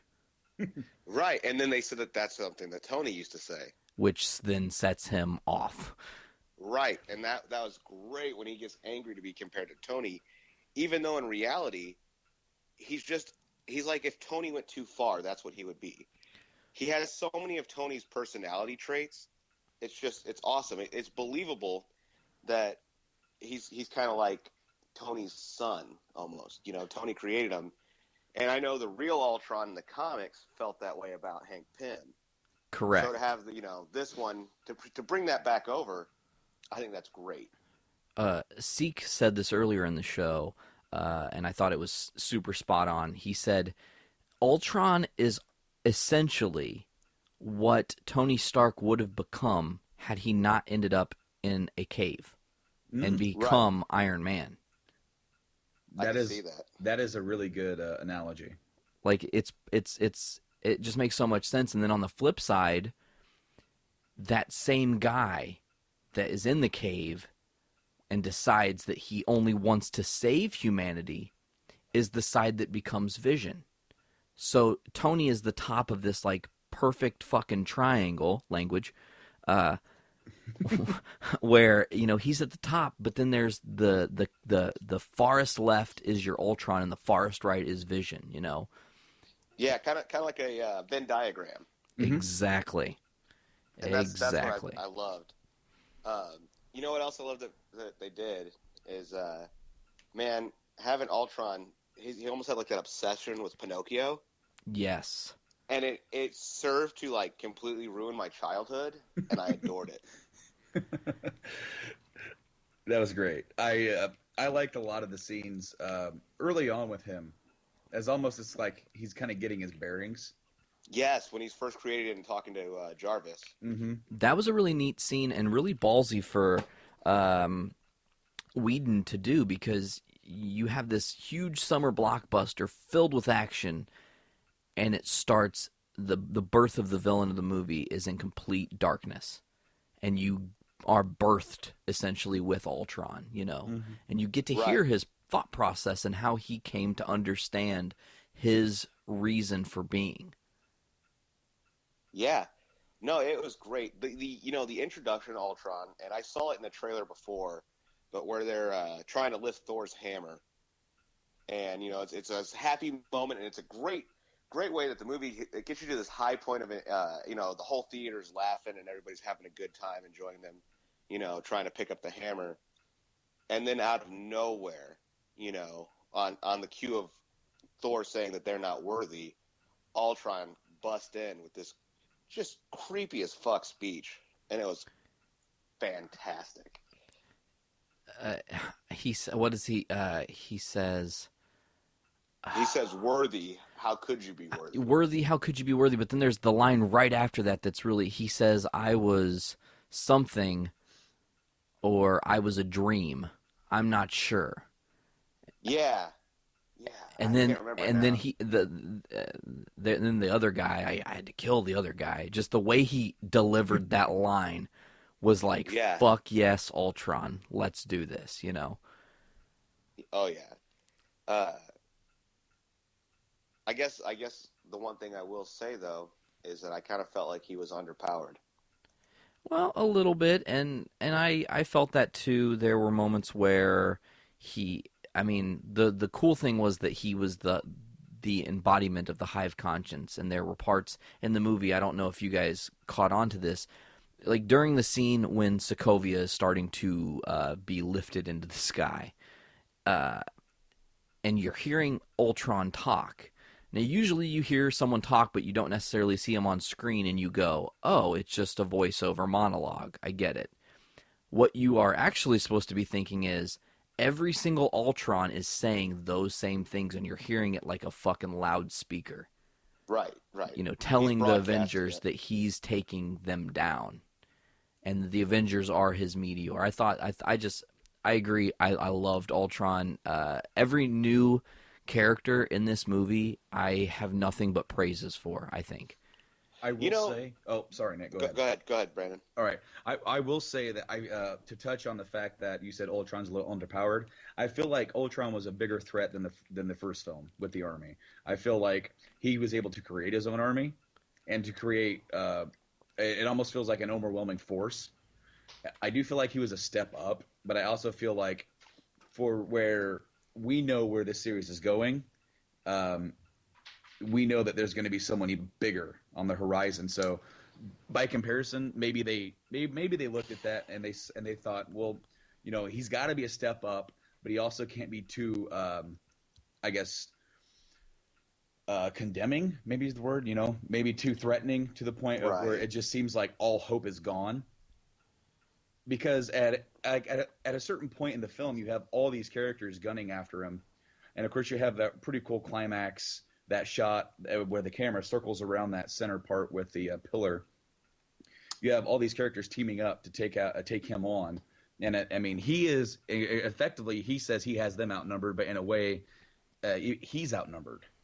Right, because he's one mind, just a bunch of bodies. Exactly. Now, okay. I will say that Ultron is a much better villain than Loki was in the previous Avengers, and I'll say that he definitely he as a villain and a character he was just more evil, I guess, or better. But I don't know. I never felt like the world was in as much danger in this movie as I did when an alien army is invading, because it's like. I don't know. Maybe it's just because I'm an American and there's some complexes that come with that. But seeing New York get destroyed is like way, I don't know. It creates more emotion. It creates more like fear than some Russian city. Right. That's I'm pretty sure made up for the movie. Right. Yeah. It's some fictional city that's I just feel like. Yes, the whole city got lifted out of the ground, but the Hulk didn't punch any like giant floating snake lizards through a building. So you're saying if it had been like Chicago, it would have been way more like closer to home for you? Yeah. Typically don't like when movies do that. So maybe L.A. Transformers? Yeah. I knew you were going there. Was that the last one that was in Chicago or the third one? It was the third one. No, dude, they did it in 2 movies back to back. Did they? Yes. I stopped they go back watching. to Chicago and they start fucking it up again. I'm like, really? Really? Fucking bastards. I know.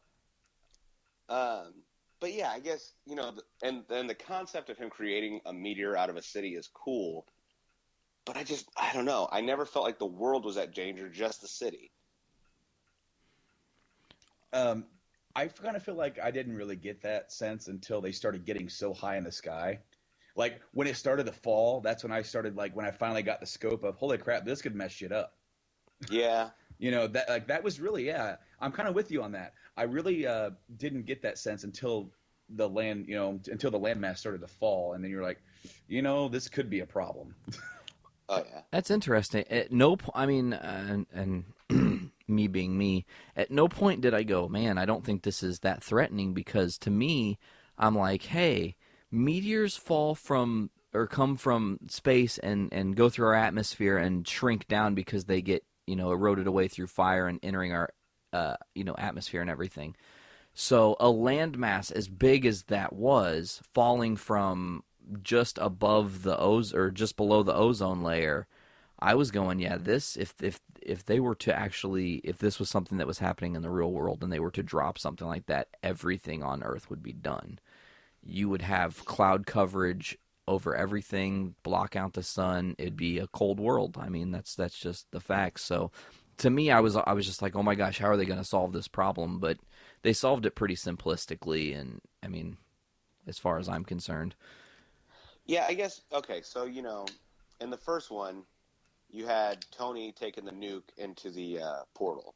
Okay, yes, everybody, we've heard that Tony saved the day in New York. We get it. Just to make fun of Tony Stark in the movie. Oh, yeah. But, at that point in the movie, when I remember seeing it the first time in the theater, everybody was quiet because they're like, wait a minute, because you see Iron Man falling, and everybody knows Iron Man's gonna live, but for some reason, we're all dumb and we're like, oh man, Iron Man's dead.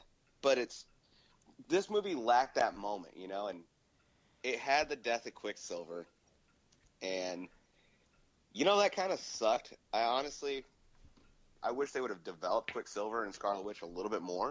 He was kind of underdeveloped for the film. I really because I thought they were actually going to kill Hawkeye because of how much development they gave him. Oh my god, I know. And so I thought that was going to be our, theater deafening moment, but they kind of faked you out, and they gave Hawkeye a happy ending, and they killed off a new character that they just introduced. Yeah, he never developed, and he was good. I liked him. I liked him in the action sequences, but really, I had no emotional attachment towards him. No, because he really doesn't have very many talking parts in the film. No. I will say though, he does have the most complete story arc of any of the Avengers. I mean, he starts off a purebred villain, working with Baron Strucker. Then he's still a villain, working with Ultron. Then Scarlet Witch sees what's really going on, and they make a full, literal 180 and say, no, we're going to help and save the day. And then he becomes a hero, and then he's saving people as the train is bellowing through the city off of the tracks, and he's saving people before that. So then he's this hero, and then he actually saves Hawkeye, the guy who he has the first interaction with an Avenger. He saves Hawkeye's life, sacrificing himself, and has a heroic death. So he goes from the most pure villain to the hero that has a heroic death in saving someone else and sacrificing himself so much so that, he gives up his own life. So to me, I thought he actually had, kind of a lot of character development. It was just very subtle. It was very subtle, and it was very fast.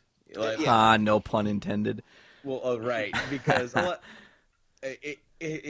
me, it's subtle because there's so much bigger character development with Hawkeye and the Hulk and Scarlet Witch and Ultron and also Vision that you really have no time to really invest yourself into Quicksilver's little story.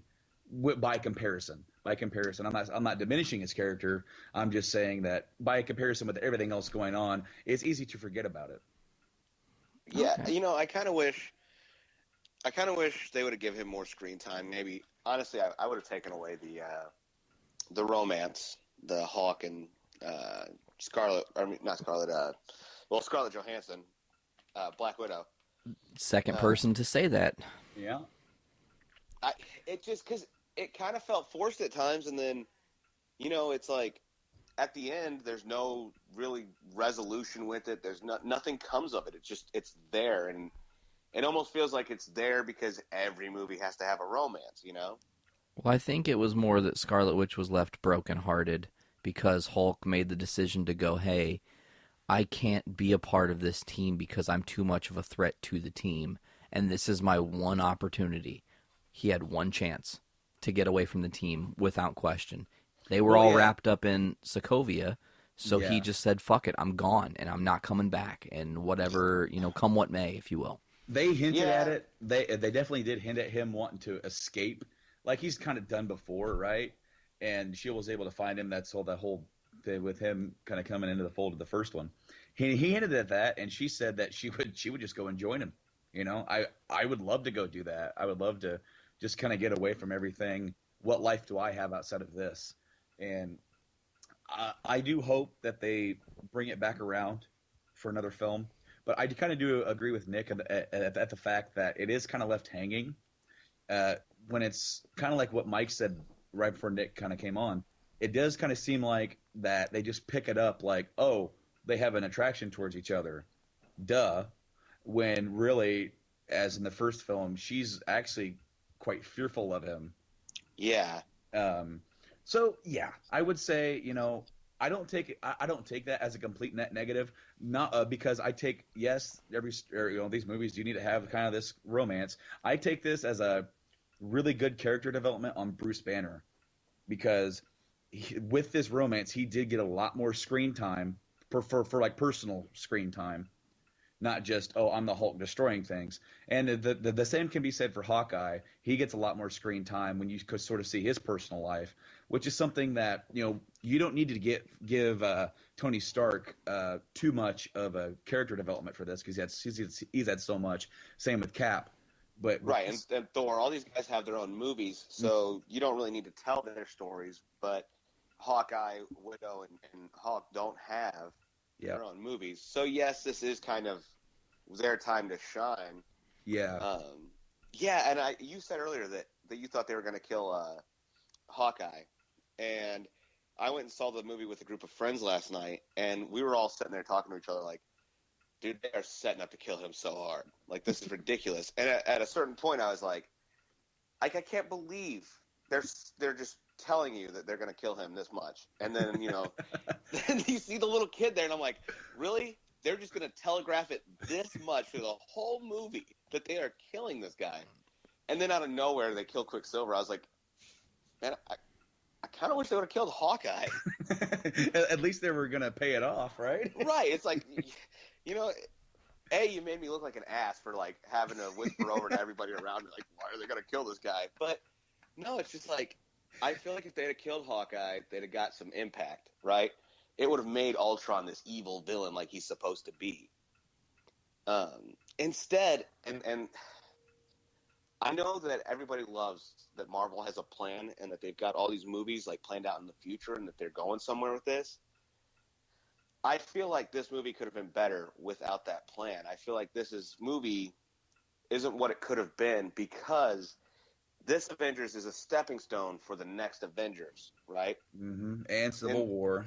And Civil War. Well, and Black Panther. And Black Panther. But, it's like, okay, the last Avengers, they set up for Infinity Wars. Everything they're setting up for Infinity Wars. So this just feels like this little bridge that's going to get us to the good stuff, where this could have been its own thing, Well, I mean, the inclusion of any mention of the Infinity Wars, really the Infinity Stones, was really minor, considering that this movie did a great job of taking your mind to, okay, so this is kind of the timeline we're led to believe. They became the Avengers, Coulson dies, they save New York, then the world knows that the Avengers exist, so they're kind of like this big popular thing. But when in reality, they just want to be done. They're done fighting. So then what do?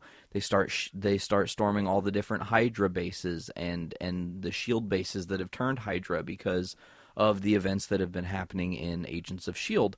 So then you think, okay, well, they're just going to wrap this up nicely, and then another threat presents itself. And I think that's something that Nick Fury says at the end when he says, one thing about this is trouble always comes round, that there's never going to be any rest for the wicked, and that these guys think that they're going to be taking a break, but really, they're just waiting for the next battle. Yeah. Like I said, I feel like Ultron could have been more had they not been setting up for Thanos. See, and I had said this earlier with Shuddy and Siike on that. I thought that the body, like the final form of Ultron, did not look nearly as cool as he could have.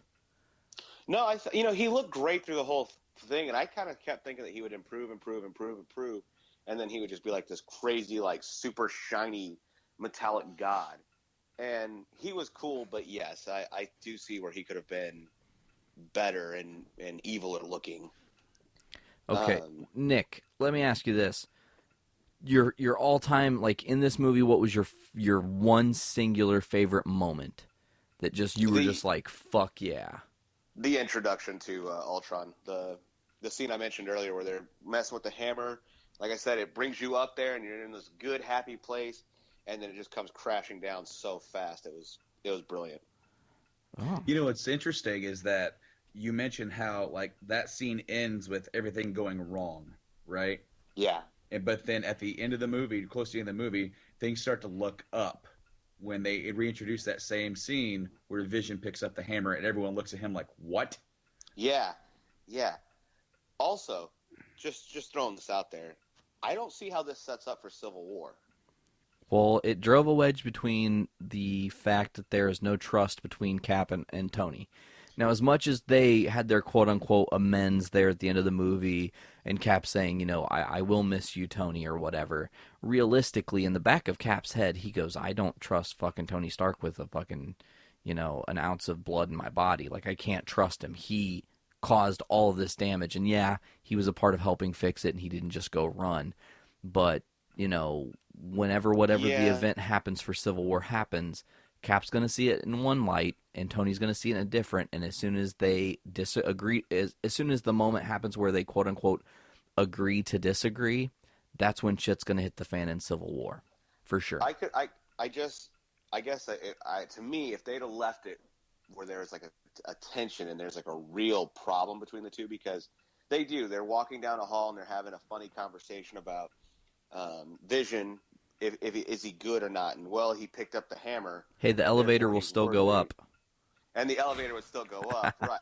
Then they had that great, like, they still had that, they were laughing between each other and making jokes and friendly, Yes.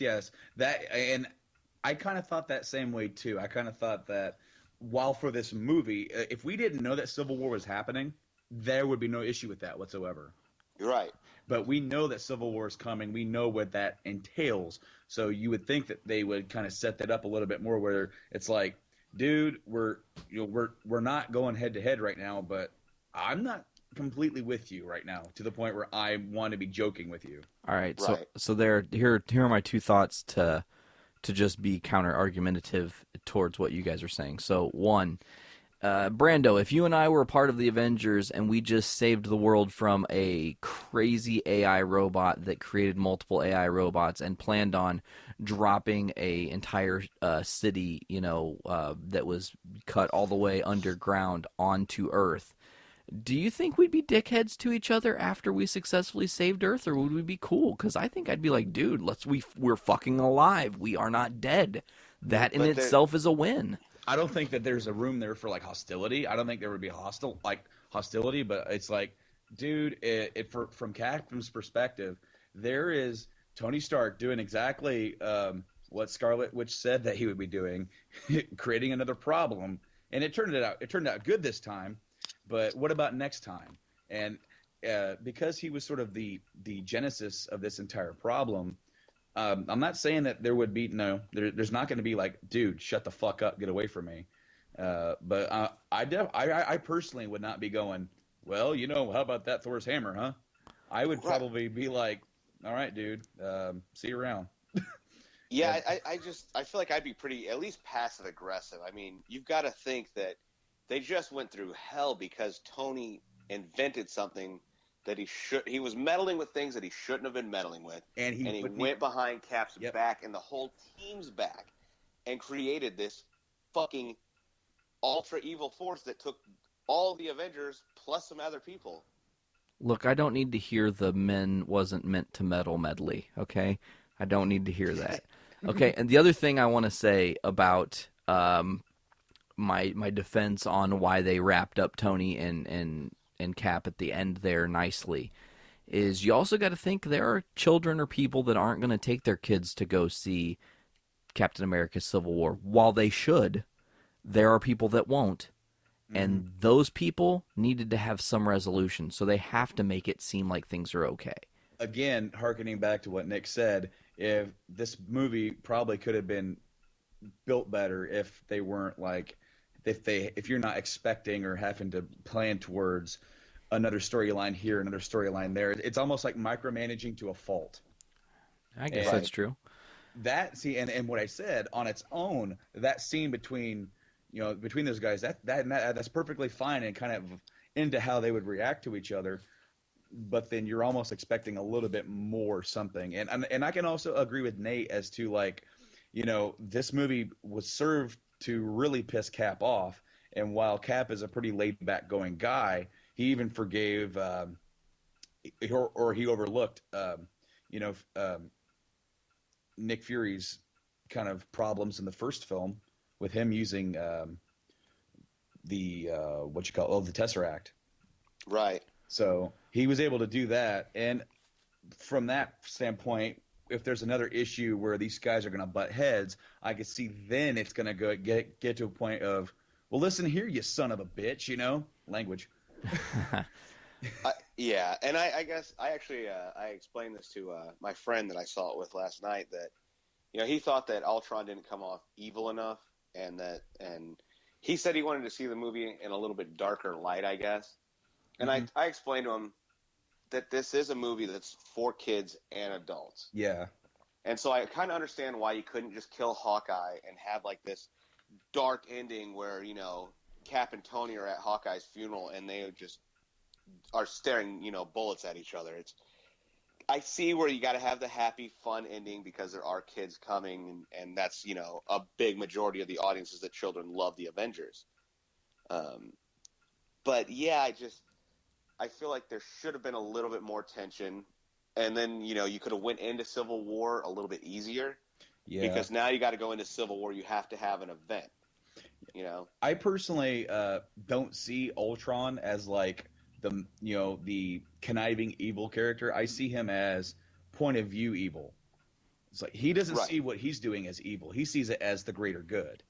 It's kind of like not a great example because Magneto, he's considered a villain, but he's doing what he thinks is right, and from his point of view, that's the good. Meanwhile, everybody else looks at him and sees the evil intent.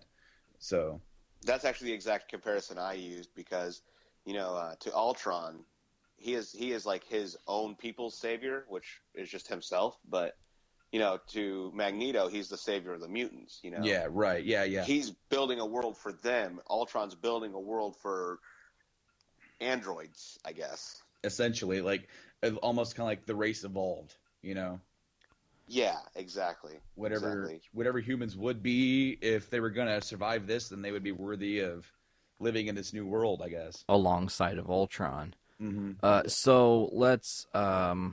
I had something that I want to really quickly bring up. Okay, so real quick, I wanted to just say one thing. You guys are talking about the lack of darkness and whatnot with Ultron.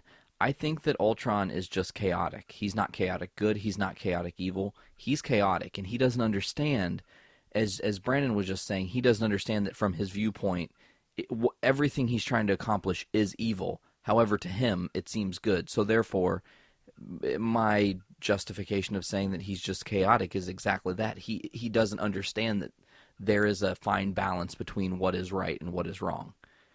Right. He doesn't really have morality. Mm-hmm. All right. Well, now before we kick you out here, Nick, let me know the number. What out of 5 stars would you give Avengers: Age of Ultron? I'll give it an 8.6. No, out of 5. Out of 5. 8.6 out of 5. Holy shit. 8.6, yes. I had to go 3 better and a little bit more than half. Okay.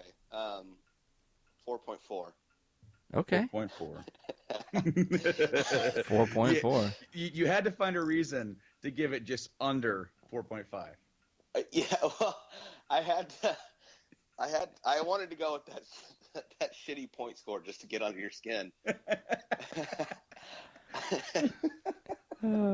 You motherfucker. But no, it was great. I loved it. Loved the action. Loved the Hulkbuster suit. We didn't mention that, but Oh yeah. yeah. Yeah. I mean, okay, so I was actually going to close there with that. Was there anything else that you wanted to bring up? And you seemingly brought up Hulkbuster, so did you want to talk about that for a minute or two here?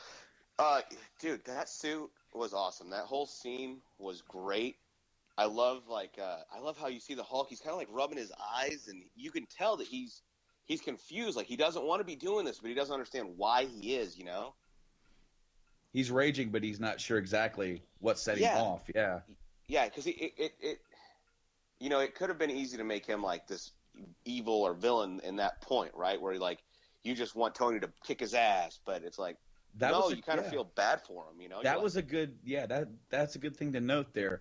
They put that little subtle thing in there to let you know that, he's just not going crazy and hurting things and destroying stuff to hurt people. He's also confused, but he's still the Hulk. Oh, yeah. So Hulk is going to smash. And I love the whole setup where he's got the little like satellite thing that floats over the battle with spare parts. Veronica, yeah. Yeah, Veronica. I was like, that's fucking cool. Where he loses an arm, and he's like, I need a hand here or whatever, and all the parts start coming in, and it constructs another arm right there on scene. Which, being that Banner helped create Veronica, that's something he thought of. He said, what if I rip something off of you? Well, obviously I have to have another something, so that's how we would rectify it. Now, I want to know, I told Brandon about this, but I wanted to know, Nick, did you notice the surprise cameo appearance in the movie? Did you not know the surprise cameo? Do you want me to tell you what character was a surprise cameo? Yeah. It was Decoy Octopus, motherfucker. Oh, that was awesome. Are you talking about the Stan Lee cameo that's in every Marvel movie? Or is that going to be like a part of the Marvel reviewing? It's like, let's review the Stan Lee thing, but no. Oh, I got you so fucking hard. That was a good one because I actually racked my fucking brain going through no, I am enough of a Marvel fanboy to have noticed any fucking Easter eggs. And I God damn you, because I looked through. I was thinking, I was like, it can't be it's not War Machine or Falcon. Those are stupid. Everybody knows those ones. What sneaky thing was there in there? Well, I will say there was, and we haven't mentioned this yet on the podcast, there was actually an Easter egg that I wanted to talk about, and this can bleed into the rest of the night. I'll send you on your way with this, but when Tony puts the Friday chip in for his suits, Friday, that is actually from the comics. She is another interface. But one of the other chips he had was Jocasta. Yeah. Oh, I didn't see that. I was literally just explaining that to somebody, how I would have loved to have seen Jocasta in this movie, or how I wish that. Okay, real quickly. Go ahead. Vision kills Ultron. I was telling my friend, I hope he doesn't kill him. I hope he lets him go, because I would love to see him return in Infinity Wars because he's a great character. But then I would love to see where he creates Jocasta, and then everything unfolds with that. And I was like, man. Well, and one thing you can always chalk up, there is a possibility that Ultron's not fully dead. Maybe somewhere there's a hidden hard drive stored where he's just, waiting to be plugged back in. Oh yeah, I'm waiting for. I'm hoping, because it would be. Fingers crossed. It would be going to be that end of credit scene. I mean, you got to think, what are they going to do after Infinity Wars? They're going to keep making Avenger movies. They're going to keep altering the team and bringing new people in, and Spidey's going to want to fight people. Why not do another Ultron movie where he's stronger, smarter, faster, has an even crazier plan, and doesn't have someone like Vision to necessarily stop him right away? So Yeah.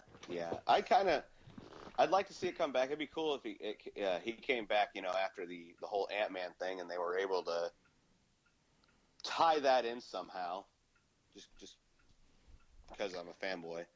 Oh, of course. I want to see that connection. Yeah, that was something that bothered me. They didn't reference Hank Pym in the creation of Ultron whatsoever. They also didn't give any kind of I don't know about you guys, but the opening night premiere of Age of Ultron did not come with an Ant-Man trailer. It did not? The two viewings I have seen since, both have had it. But mine the did. IMAX 3D opening night, 7 o'clock showing on Thursday preview night, did not have Ant-Man tied to it at all. Really? What did it have?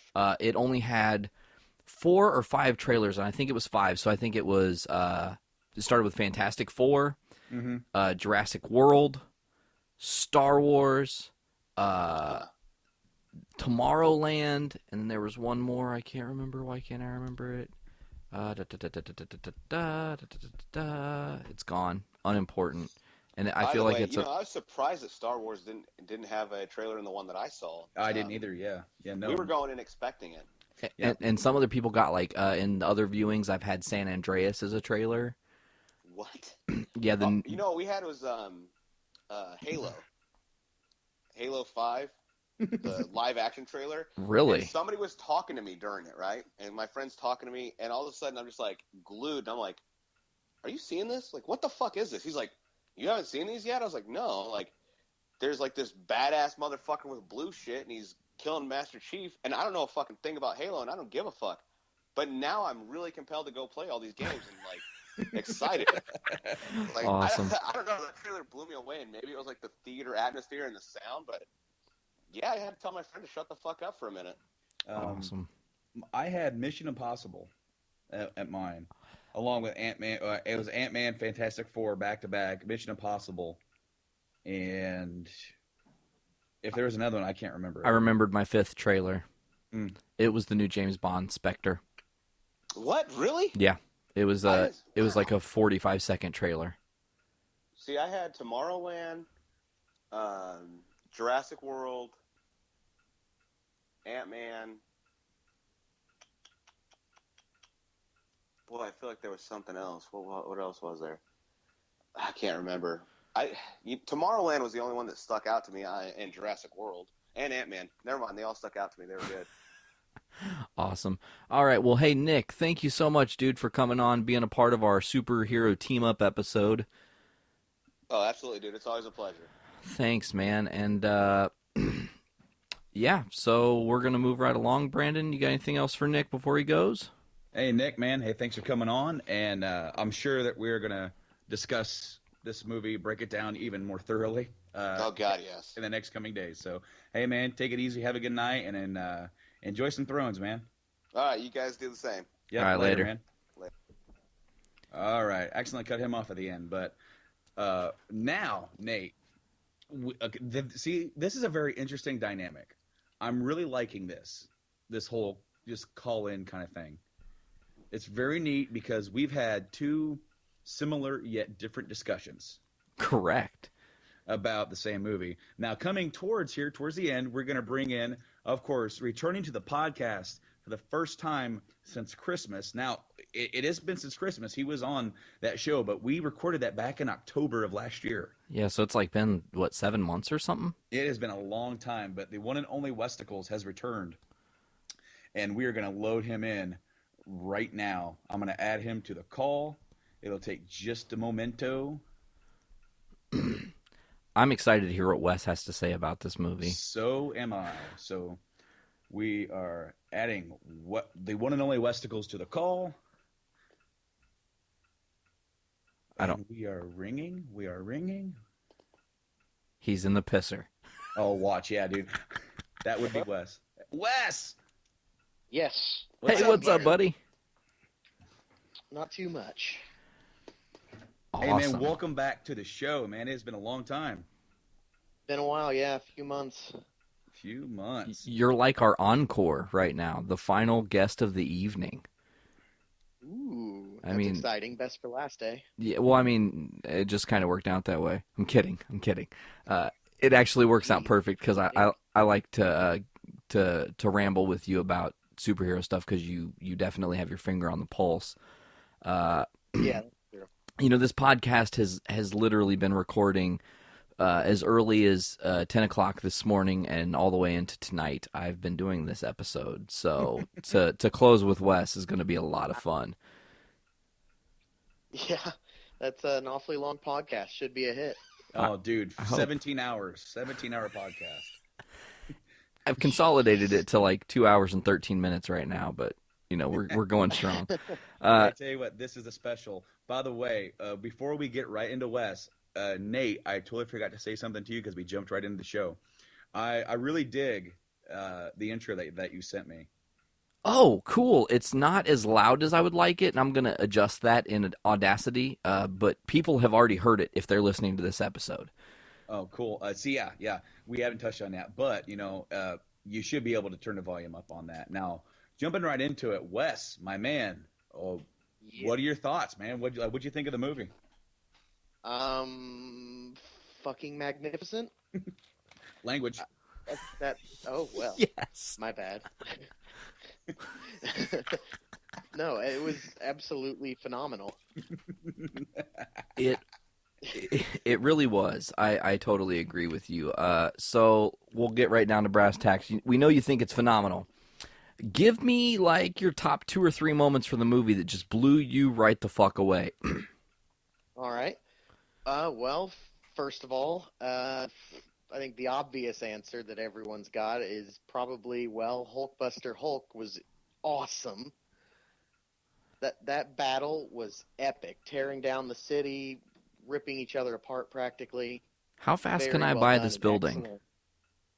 Yeah. No shit. It was pure gold the whole time. Just all kinds of rampant carnage and destruction. The exact kind of battle I was hoping for. And then also the reveal of Vision. All of his awesomeness. Just they managed to not show him off too much, but just enough. Yes. His battling was fantastic. He was like phasing through robots, ripping them apart, tearing Ultron apart from the inside, for keeping him from connecting. Overall, huge showing on his part. And then, third moment, hard to describe. I mean, the whole movie kind of feels like one awesome moment. But I'm actually going to say, this doesn't tie down to any specific bit, but I will say just Hawkeye in general. Totally. They gave Hawkeye great gave him character a development. huge show. Yeah, they did a good job, especially since that was one of the few disappointments I had with the first movie. He may have been a part of the Avengers and all that, but he was on the back burner as a mind-controlled slave for 90% of the movie. This time, though, they showed him off in all his average, everyday man member of the Avengers that could really kick ass and carry the team in a friendly way. Yeah, and I loved that he had the ability to also play the even funnier than Stark Tony Stark character. He was the comedic relief of pretty much the whole movie. He did an excellent job with the wit. For sure. Now, was there anything about the movie that you really didn't enjoy so much? Is there anything that you could change? Any nitpicking you have? I have yet to come up with something I don't like about the movie. I'm going to be watching it probably 2 or 3 more times, but as it stands, I've only seen it the one time. And obviously, I'll come up with more and more things to say as I see it. But for now, I just have not thought of a single thing that I didn't like. One thing that I can definitely say that I haven't touched on yet with these other calls is the sort of quick little quips from certain characters during certain scenes where the one that really stuck out to me is when I want to say it's Black Widow. She's she's on the motorcycle and she's whizzing by people, and she's going by people, and then as she's pretty much going by, she just says beep beep. She does just say beep beep. And so, I mean, she's already by them, you know? It's like, by that point, by the time you say that, it's too late. And it was done just to get kind of like a quick little laugh. And I feel like there's enough of that already in the movie. And there are parts where the quips work, perfectly. And that was the one time that I felt like that line wasn't necessarily needed. You would still get the same effect. Another necessary or not, but I got to be honest. How many times have you zoomed by traffic or something and thought to yourself, beep beep? Yes, exactly. Another funny. Some people do say that out loud. That was one of the things that the quipping brought to mind to me, was that they actually captured people, like person to person interaction, really, really well. Now that's something that we have brought up. I do feel like that this movie. The first one does it kind of lacks that, because it's of course it's the main event of the very first time of all these characters coming together. As with this collaboration. With this time, they've already have had that and bonded. Now as people, they have bonded as well. Mm-hmm. Like, I really do like the back and forth between Tony and Thor at the party, talking about Pepper. Yeah, Pepper and Jane comparing who's bigger, quote unquote. Jane's better. Yeah, I like that a lot. Exactly. That was well done. It showed that, they've connected more as people, and now they are so familiar with each other, they can throw jabs right and left in casual conversation. Yeah. Another quip I loved, and I think earlier when Shuddy and Siike were on, I mentioned this, and I don't remember. That's been hours ago. But there's the scene where they're in the process of going back to Sokovia, and they're gonna start evacuating people because they know that they're gonna finally battle it out with Ultron. And Tony says, "I want a piece of him," he's like, that's the smart thing to do, right? Go after the thing I created. And Ultron goes, Vision goes, "Yeah, that's true. He hates you the most," and he just keeps walking off screen. It's just so quick. I don't. The only flaw I found with this movie is that it's too short to me. And I know it's a 2 hour and 20-minute movie, but the hour that Whedon cut out of this movie, I would love to see put back in and see every single moment, and no pun intended, see his vision for this movie. Yeah, I absolutely. I want that extended cut so badly. It was just amazing, pure 22 hours, 20 minutes, I think, of awesome. And the extension would have made it even better, I think, especially since I heard somewhere that Whedon actually wasn't particularly fond of the final product because he felt like the stuff he had to cut was fairly important. So given that, I am extremely interested to see how it extends the already amazing film. It's almost like they had to make time for like all the action sequences. For those to kind of go off without a hitch, they had to cut, more of the, dialogue and story out in between that. Because I said this kind of earlier, I kind of feel like in the movie, from in between the action sequences, there's a little bit of a lull, and I feel like it takes just a few more minutes longer than it needs to, simply because right in the middle of the movie, they all of a sudden introduce Nick Fury. He's like, oh, here we go. So we gotta devote. We had all the screen time already. We had screen time with the heroes at the safe house. Then we had screen time with Ultron, him doing his thing, going back to the heroes. Now we got to do the Nick Fury thing. Well, I kind of feel like if they could have cut that a little bit more, just for the overall pacing of the movie. But I would like to see that. I would like to see more exposition put in. Oh, absolutely. But for sitting in a theater, I kind of feel like sometimes, I understand why he did that. I mean, even having the movie at the 2 hour and 20-minute mark was a little bit risky for some people. Luckily, you don't see anybody walking out because the movie is so captivating that the first time I saw it, Thursday night, I walked in and I'm like, hey, this movie's got a time of 2 hours and 20 minutes. Okay, this is going to be kind of long. And before I knew it, it was over. And then that's when I was like, okay, maybe this movie needs to be longer. And then the second watch through, I was like, this movie's 2 hours and 20 minutes long. And then it's a blink and it's already over. And I'm like, God damn it. Can we get the other hour in, please? And then today, when I saw it the third time, it was still just very much the same thing I've been repeating, is that I just want to see more. I need to see more because I feel like there are parts that could be so important to the story that we're still missing. Yeah, I don't think. See, Go ahead. Go ahead. I feel like it did a much better job of telling the story in the whole, got to devote so much screen time to every character, splitting it up. I feel like they did a much better job of doing that than the first movie did, although it's not exactly the paramount of storytelling, either one of them, just because they have to divide so much of their screen times. It's hard to tell a very powerful story, but at the same time, this one did a great job of getting to a point where they could do so. Though they didn't accomplish it entirely, the movies benefited greatly from new pacing and better division of effort. Oh, I definitely feel like the overall story arc in this one is a lot better put together. Like, it's so much better than the originals. So on that, it was a big improvement. What I was going to say is that I do want to see more of this, and I do want to see more building. But I don't think if we get an extended version, I don't think it's going to be the entire hour. I don't think we're going to get. Probably not. I don't think that we're going to get like a Lord of the Rings treatment. I think we're going to get maybe 10, 20 more minutes added, and then we're going to get a lot of really cool, neat deleted scenes and extended scenes for the special features.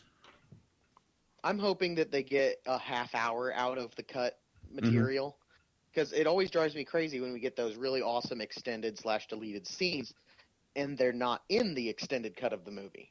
Yeah, I want to say there was a DVD copy or Blu-ray copy of Terminator 2 that you could choose to watch the original theatrical version or the version where they put back all of the deleted scenes back in the movie the way that James Cameron had actually intended the movie to go.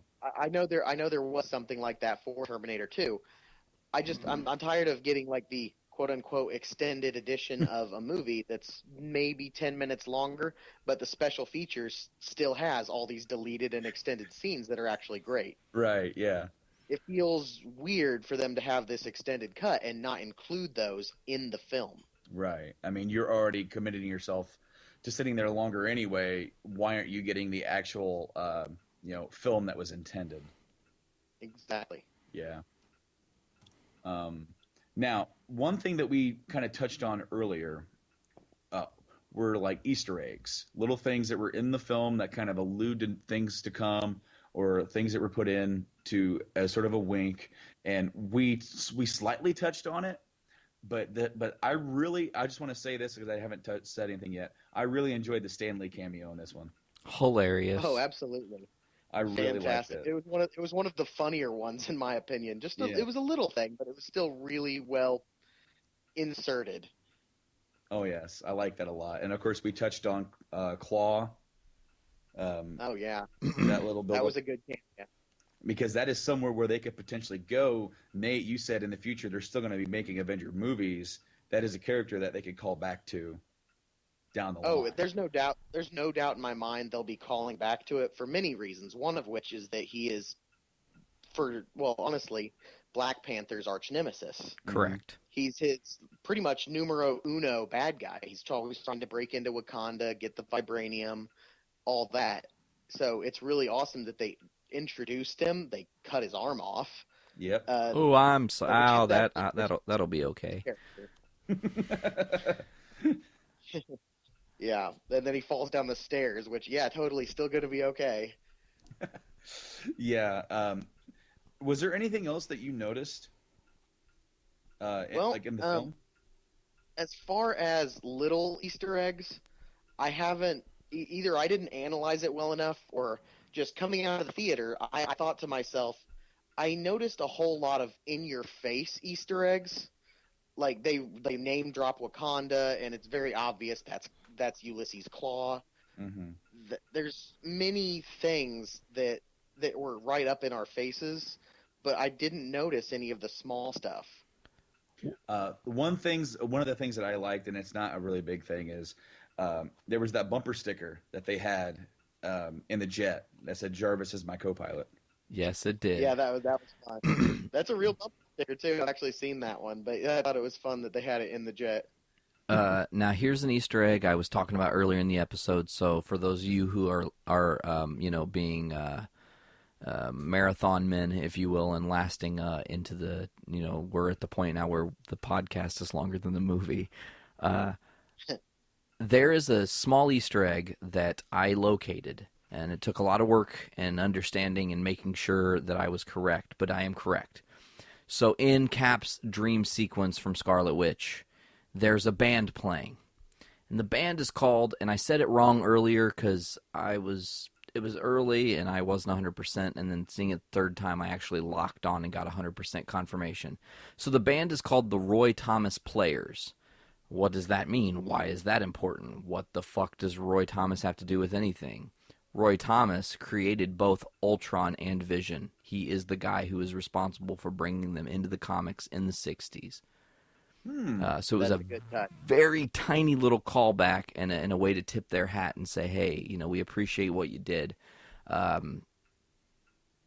which I thought was awesome. For the first time noticed this little Easter egg. No one else noticed it, but there, as far as I know, you guys might have noticed it. There is definitely a retro original, what I'm guessing is probably an original print of the Cap Wants You poster in the Avenger Tower. Really? I did not see that. It's on the wall. It blink and you'll miss it. It's there for like a tenth of a second, but it's definitely on the wall. The Cap Wants You in his old gear and everything. So I thought that was also another pretty cool little callback. Nice. Huh. I missed that too. I'll be looking for that. Go ahead. I was going to say, speaking of Avengers Tower, I don't know how well you guys covered this part, but not only was the dialogue impeccable, but I love the fact that they managed to bring in, I think, 5 side characters from the Marvel Universe as a whole that they've built into just this big party scene. I mean, it helps you realize that this is actually the bigger universe at play. Yeah. Like, they had Falcon, they had War Machine, they had just all these other people jumping in, and they even brought up Pepper and Jane in fun comments. They've done a good job of integrating the franchises. Oh, definitely, and it leads you to, like, in the future you can do so much more. Absolutely. I would love for them to in Civil War, I would love for like there to be cameos from like Daredevil or something like that. And I would kill for a Daredevil cameo. I mean, he doesn't even have to like be a big part of it, but just the simple fact that his show did so well, the second season will be coming out right before the movie launches. So it's going to be fresh in people's minds, and once they see him on the big screen with all those other characters, people will lose their minds. Yeah, absolutely. And something I was not expecting in this movie, hoping a little bit, but then again, I knew the Avengers, it would probably be too crowded if they did it. I was thinking of how much, and I know the moment in the first movie was very pivotal, but I was hoping for the Coulson reveal. Well, I wasn't expecting it, but the S.H.I.E.L.D. team would have been really nice to include very briefly. Well, according to Joss Whedon, in Joss Whedon's world, Coulson is dead, and there is no bringing him back. I think reviving Coulson was a good decision. That's one of the Joss Whedon comments I completely disagree with. Me too. Well, he's not directing the next 2 installments. He's not directing any more Marvel. This is him washing his hands of Marvel, and in a dramatic and amazing fashion, but he's pretty much cutting himself out as far as we can tell. So whether he regrets it or not is no longer a factor. I personally think Civil War, more so than this movie, admittedly, would be a great time to bring in these other things from the TV universe. Oh, or yes. Netflix. Oh, I totally agree with you, because you have so many you have a lot of characters from the movie realm, or a lot of the actors who are signed on for so many deals, for so many appearances. And, just like when we actually mentioned this just earlier about like Mark Ruffalo, they kind of wrote him off. He's kind of wrote off into the sunset for the time being. So quite for now. Yeah. Weird. So he'll be kind of out of it, and they don't have to bring him back until, another major threat where he is going to get involved. Meanwhile, you can replace some of these guys with a lot of the other characters that they develop.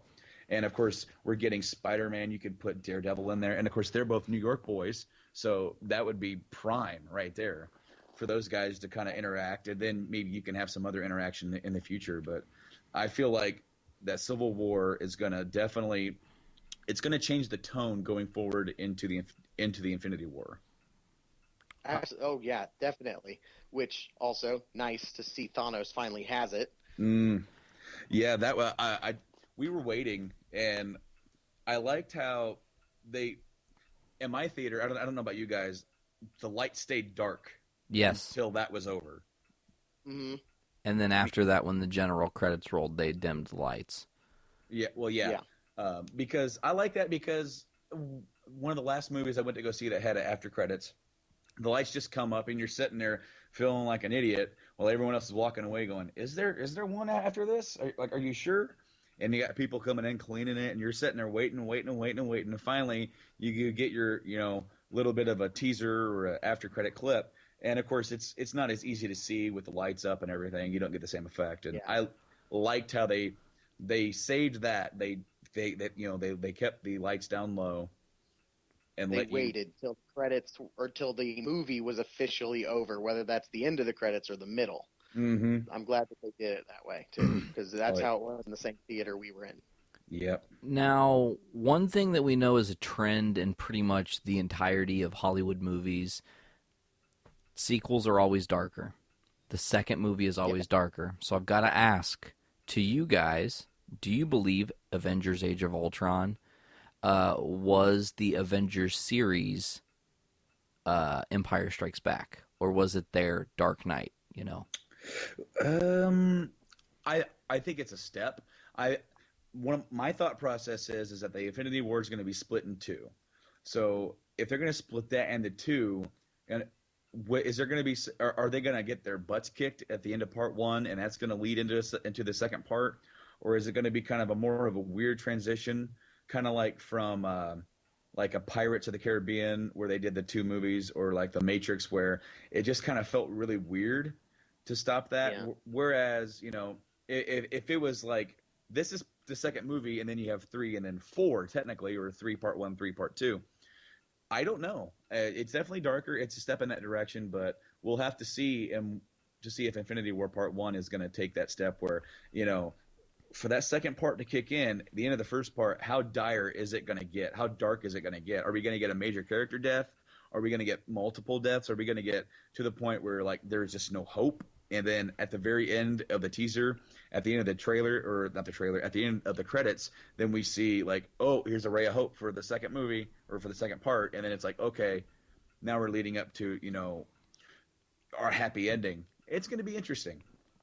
Yeah, it will be. And I actually am on the boat that I think that Infinity War 1 is going to be the Empire Strikes Back of the franchise, the Avengers as a whole, because it just makes sense for it to end with no hope. Yeah. Just like Empire did. Empire, you were left with, wow, the world is pretty much destroyed for these characters right now. Yeah. And I think that that's the right place to do it, even though it might be a little jarring and it'll make the wait that much worse. But it goes to show, in trilogies, it seems the second one being the darkest one just works for the best. It does, and that's why I kind of feel like this movie is more of a transition to that. Yeah, and since it feels like this is more like a 4-part thing, they got to have that one, but this one is a step toward that darker tone. It clearly, to me, is not quite to Empire Strikes Back darkness, but it is going in the right direction. The stakes felt higher, even though they technically weren't higher. Okay.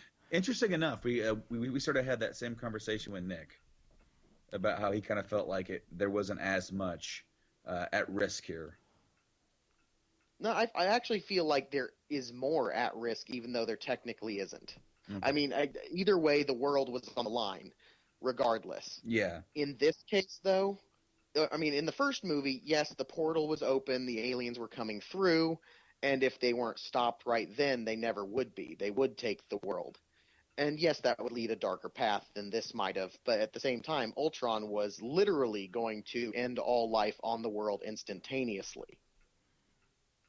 Right. Yeah. Different kind of darkness. It's the same level of destruction in the end. It just so happens to be more instant. Did you just say It dick? felt like the Did you was a lot just higher. Did you just say dick darkness? Dick Darkness. Tim, Language. dick darkness. Holy fuck. Okay, so we gotta know, Wes, out of 5, and 5 stars, not on a 10 like Nick, out of 5 stars. Out of 5 stars, what would you give Avengers: Age of Ultron? I give it 5. Perfect. Okay. Oh, wow. And then I will give it, as stated, I have not yet thought of a single thing wrong with this movie. Okay. And then I have to ask Brando the same exact question because I actually don't know what you've rated this movie yet. Yeah, you don't know yet because we didn't talk about it. We went right into our guest tier, and as I've been thinking about it, I'm not gonna go the Nick route and give it with the point system. If I did do the point system, okay, I think I would give it a 4.5. Okay, so I'll put 4.5. That's fair. All right, because well, I mean, I think like it's not quite a 5. So, but if I didn't do the point system, then I have to back it down to a 4. But if you want to put 4.5 to make it sound better, I guess go ahead and do it. Okay, now you know what? I've got my phone right here. I've only got like 1 or 2% battery, so it doesn't matter. But I'm going to tell everybody right now what our entire crew at the Journey into Comics here has decided that we think Age of Ultron is rated at. So I'll tell you guys down the list what everybody said. Siike gave it a 4.5. Shuddy gave it a 4.5. Mike gave it a 4. Nick gave it a 4.4. Fucker. Wes gives it a 5. Brando gave it a 4.5, and I actually rated it, and I wrote this down before we even started recording today. My rating was a 4.75.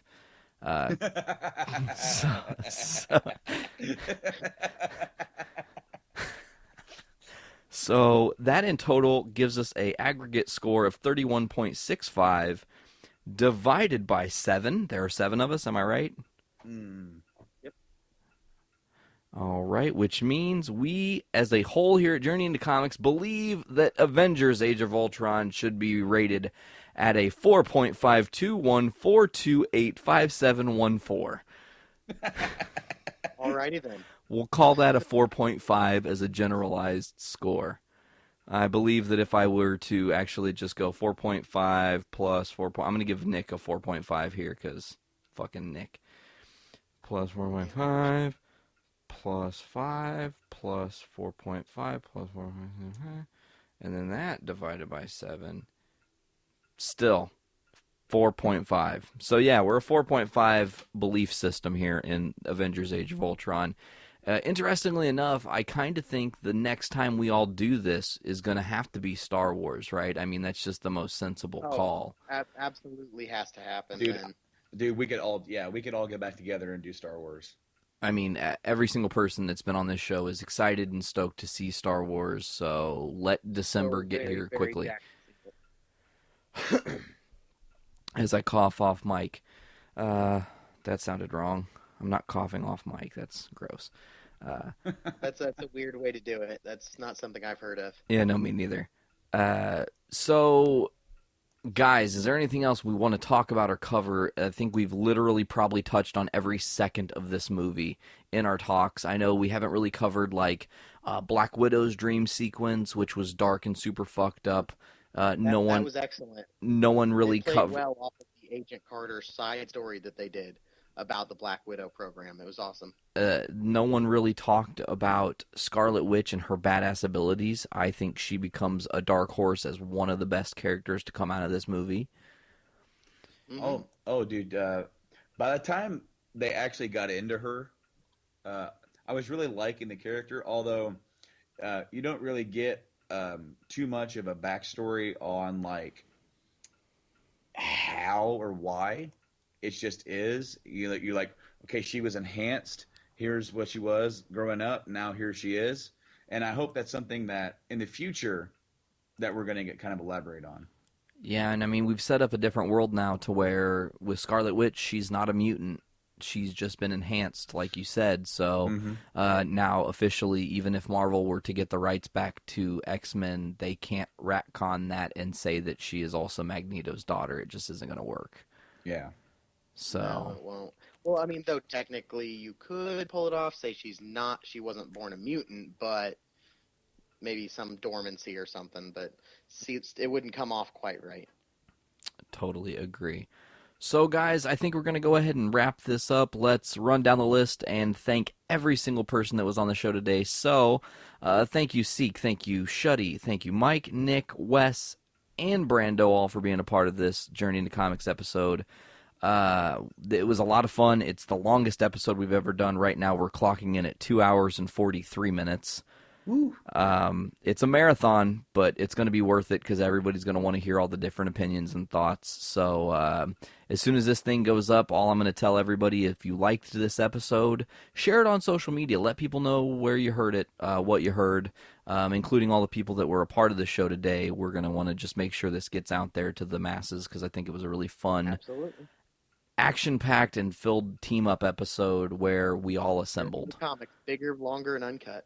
Yeah. I love it. Maybe I should call this episode Journey into Ultron, bigger, longer, and uncut. Sure. That works, man. Okay. I think that's what we'll do then. All right, guys. Well, until next time, I'm Nate. I'm Brando. And I'm Westicles. Yes, he got it. That was fucking awesome. All right.